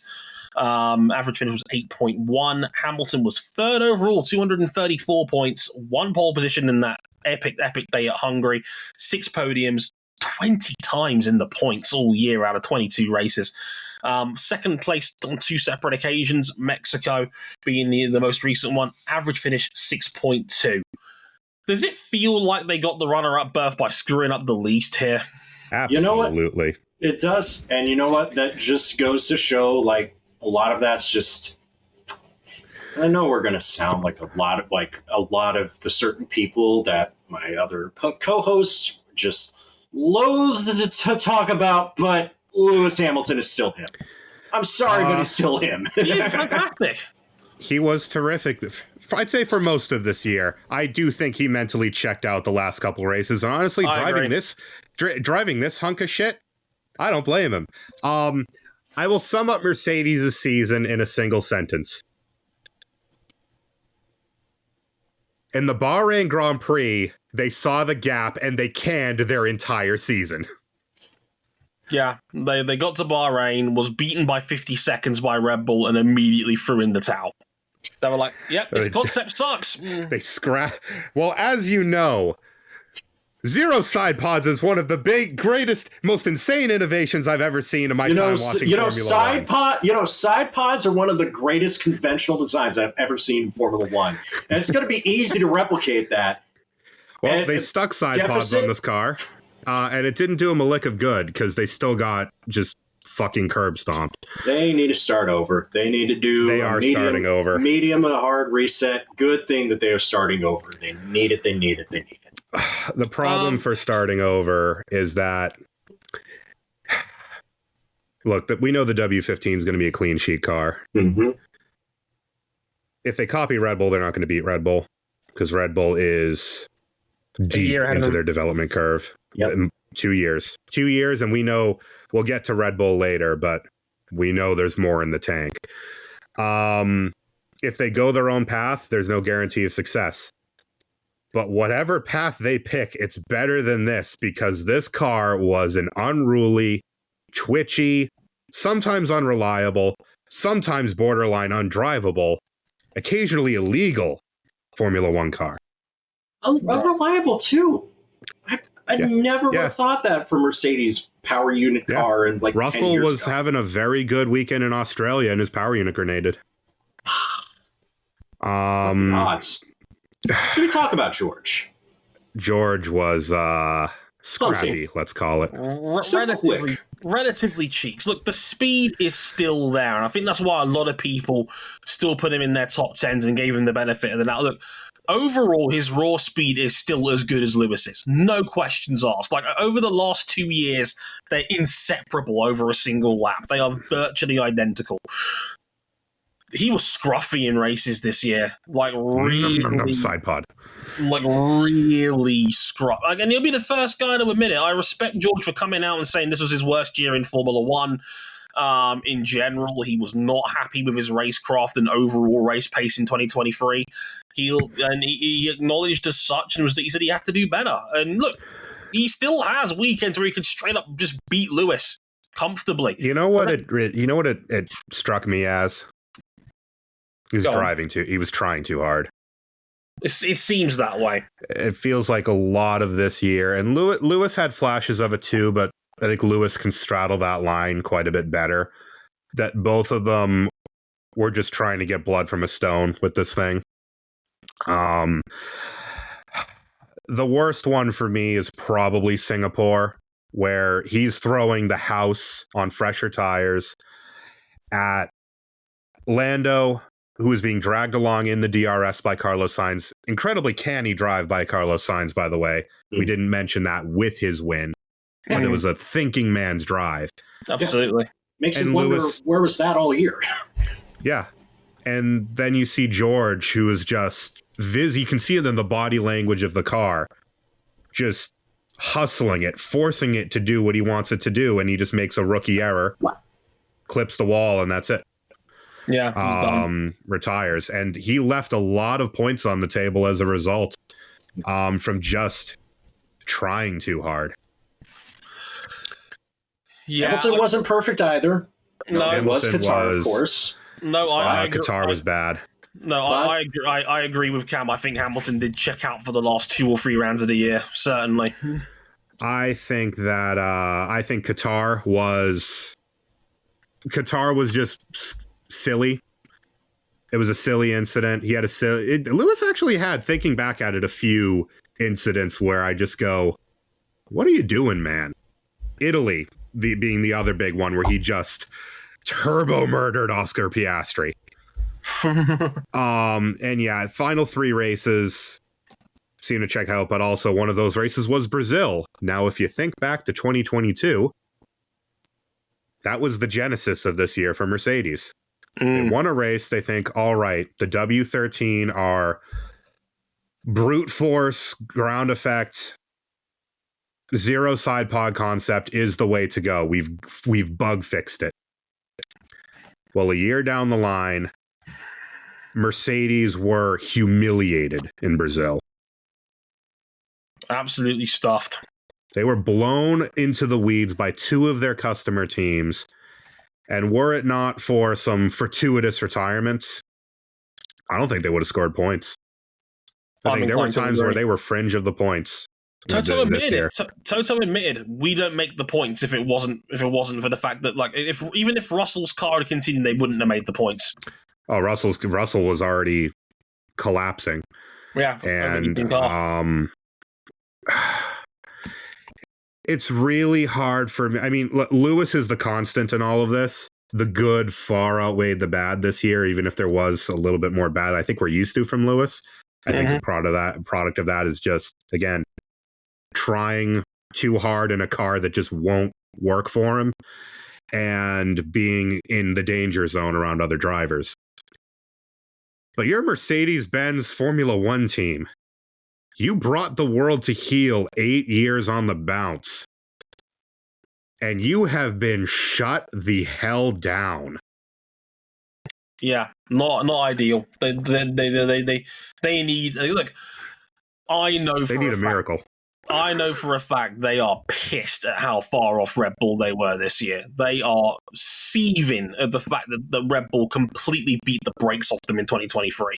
Like, and they will try whatever it takes to get back. They're pouring 70 million into their facilities to upgrade Brackley over the next few years. They are serious about trying to mount their way back to the top.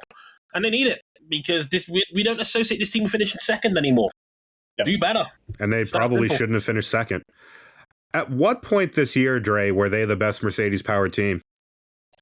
Not many. Spain and maybe Mexico. That was about it. Yeah, and that was with Lando Norris looking like he was on fire in Mexico, only to be bounced in Q1. It's just that neither of those Mercedes customer teams put together a full year.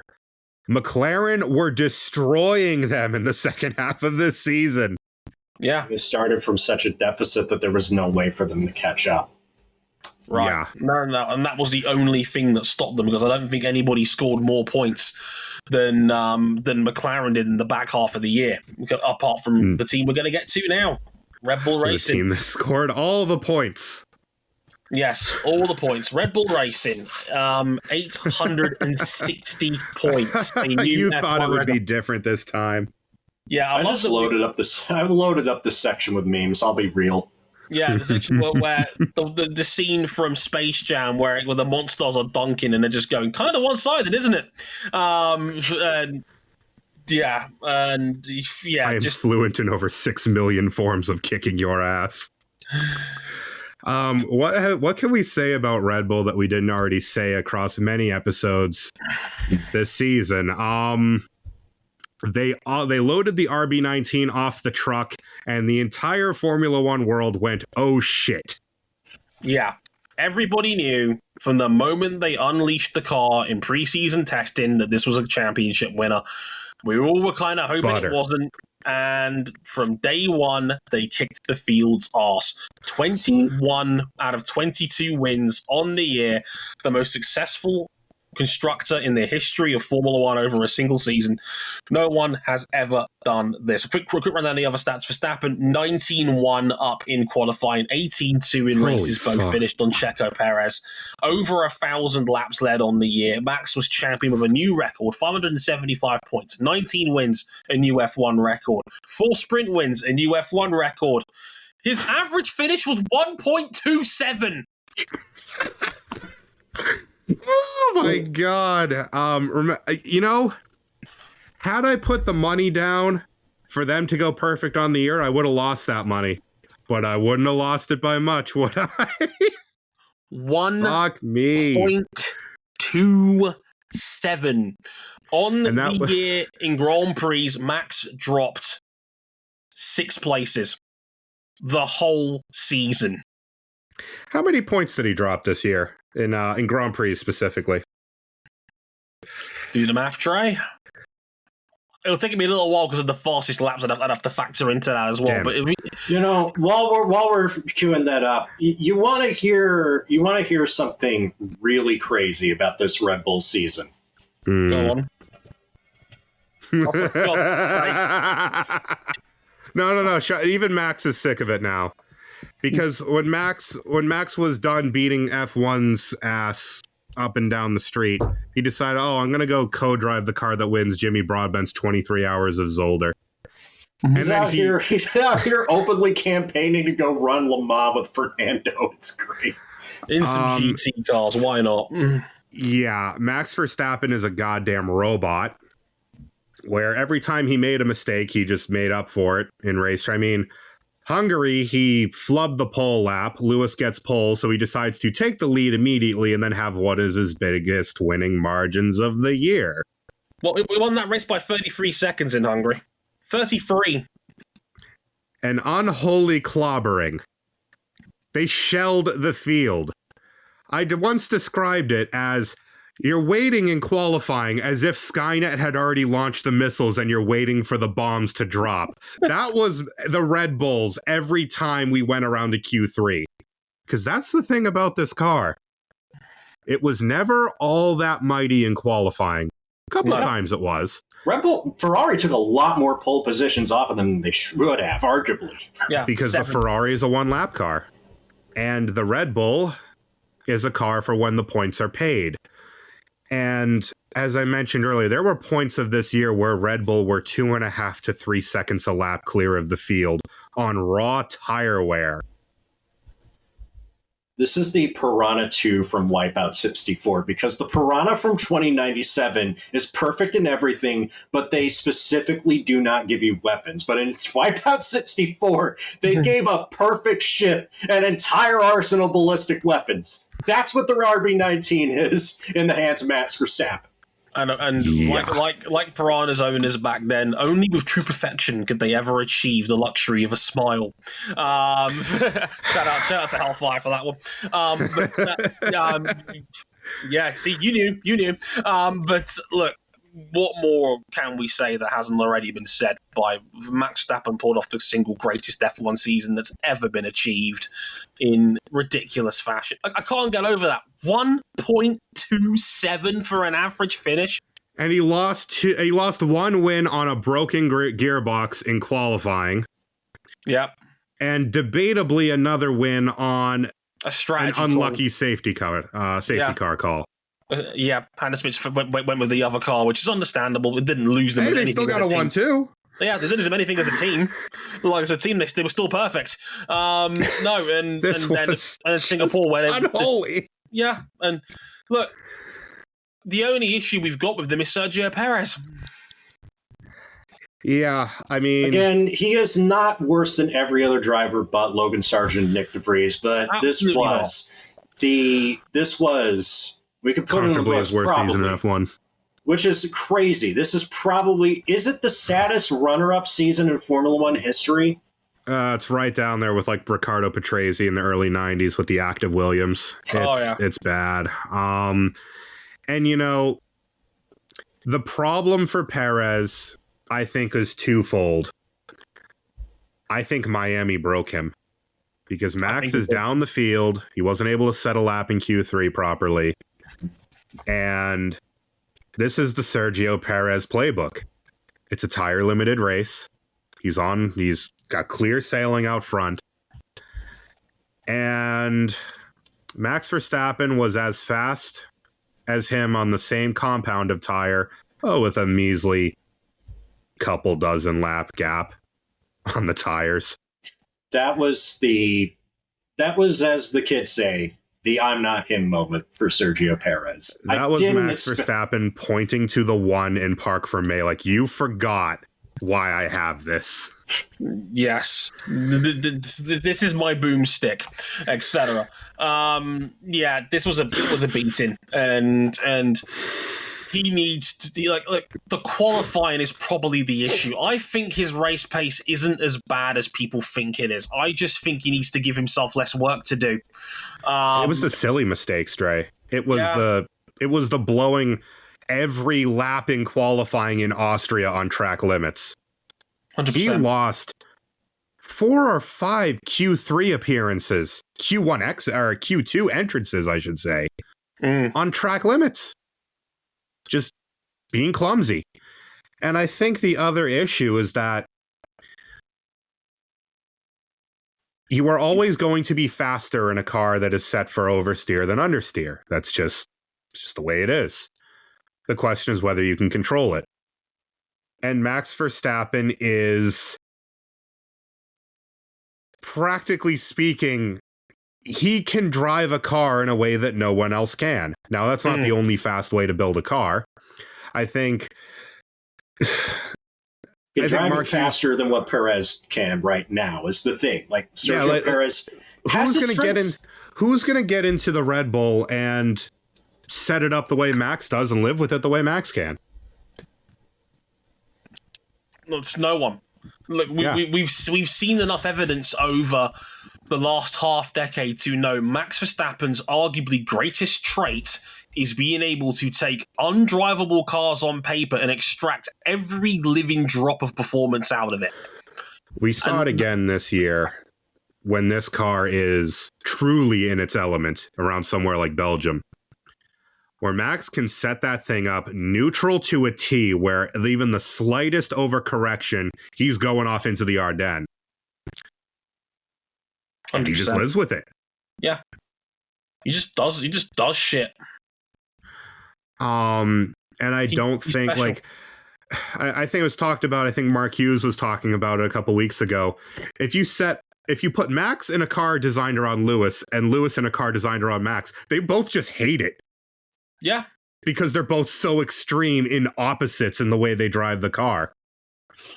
And that's something that Sergio Perez just can't live with. Again, he has been, before he got to Red Bull, pound for pound, best midfielder of the year for so many years running. But we're now starting to see his limitations. Plus, he doesn't have that gambit anymore of being the tire whisperer because Max is better on his tires. Max is better on his tires, and he's quicker.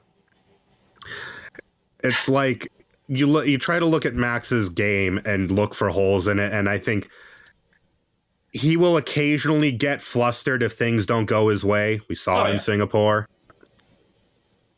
But as long as it's within reach, he will just get his head down and just be a metronome behind the wheel. And this car, this unbelievable racing car that Red Bull has designed, in tandem with him, they had no reliability retirements on the year. Zero. Zero reliability retirements. One in qualifying, didn't matter. Max was driving through the field in Saudi Arabia like he was in a P1H against GT cars at some points. There's just no hole in their game. And by the way, we haven't gotten to the pit wall, who were goddamn geniuses.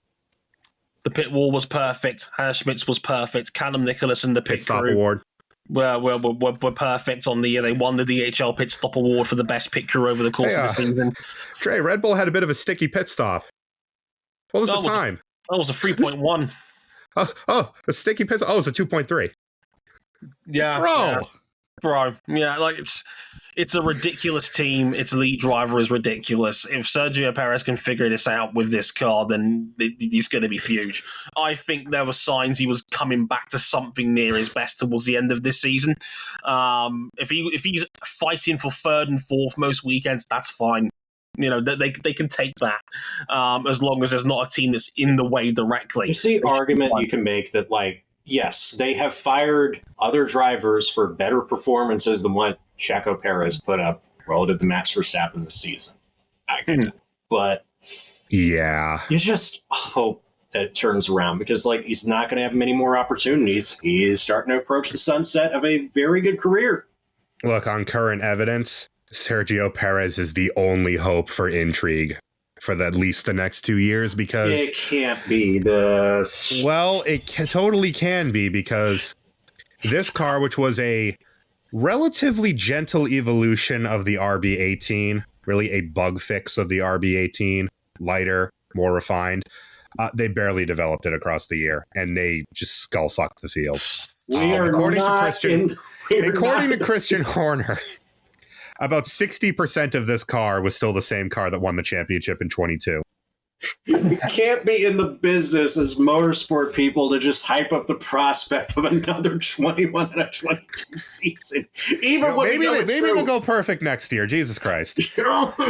Maybe. You know, I would take a car that will win 21 other races over the car that will win Singapore, given Singapore is such an outlier track. Ask Mercedes from 2015 on that one. And that leads me to put a neat little bow on this season. Gents, before we get out of here, because we've gone over 2 hours on this one, it's been a fun time. what were your overall thoughts on 2023 as a whole, and where are we going for next year? Well, the on-track storylines were pretty much cut and dry. I think very much a lot of the intrigue is Formula One away from the nuts and bolts of qualifying and racing. I think the off-track intrigue, the business side of it, that's where the spice is. I'm going to agree on that, and I will say this. Mercedes and Ferrari categorically failed in 2023. 100%. They better start producing results, because I don't see much change in the pecking order for the next 2 years. If anything, I think McLaren are best positioned to pick up the pieces where Red Bull falter. Yeah, there it is. Enough. Base boosted. I can only get up so high. If I were to make a prediction for next year, it's that Lando no wins as a title dies. Agreed. But also at the same time, Red Bull missed on one accolade this year. They're going to want that one. What I would say across the board is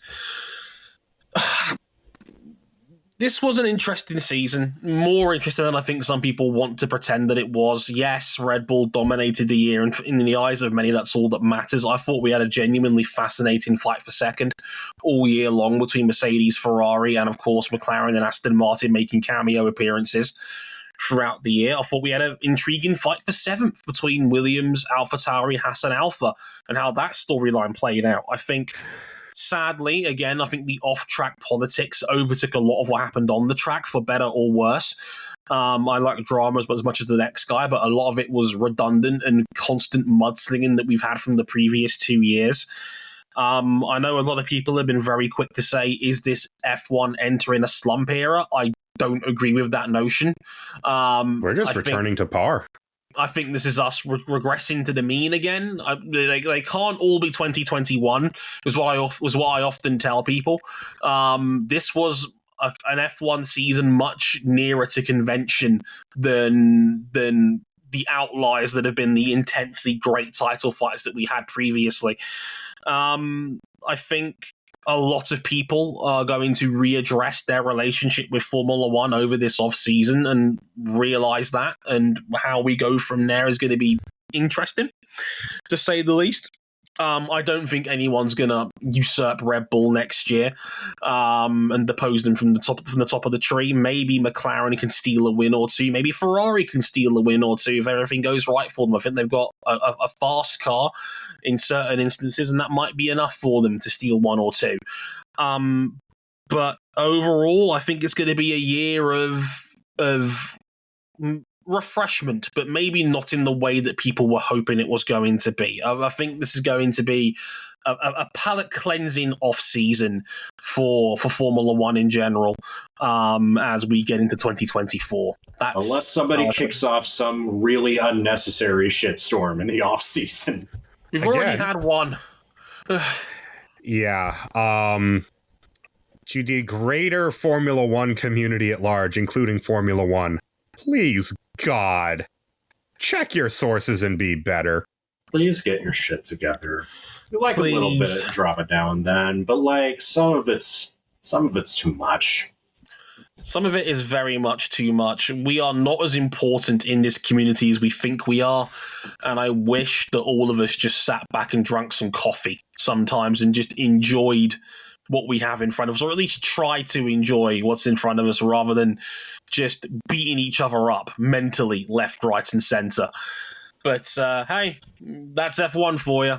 I think we all need a bit of a reset on this one, which is why we're going to put a neat little bow on this episode and wrap it up. This will hopefully be the last time we talk about Formula One until probably middle of February, before we preview their season for 2024, the biggest F1 season ever at 24 Grand Prix, starting February 29th in Bahrain. God help us all. Yes, leap year, February 29th. So yeah, good luck with that one. Shout out Lance Catamaran and you can follow us on social media. By the time this goes out, all three parts of our F1 season review in note form will be up on the website.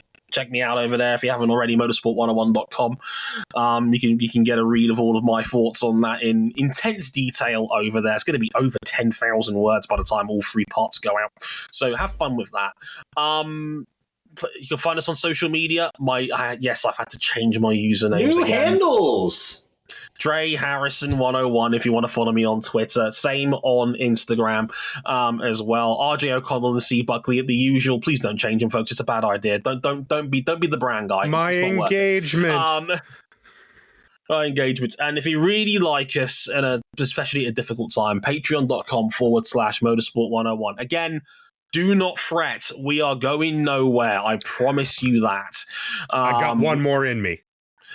In fact, we'll be back next week for our MotoGP season review. And we'll talk a little bit about that, a little bit more about the Trackhouse news, and a little bit more about this motherfucker's diecast. Yes. Merry Christmas to Dre Harrison, because at least in one prediction I got, it's the one prediction I got right all season, because Cam won all the other ones. Hey! Including the F1 one. So well done, Cameron. Congratulations, sir.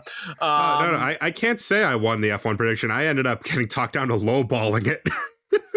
You still did better than us over the rest of the year, so well done you. That'll do it for a 2-hour, 15-minute long edition of Motorsport 101. I've been Dre Harrison. They've been RJ O'Connell and Cam Buckley. Until next time, thank you very much for listening, and sayonara.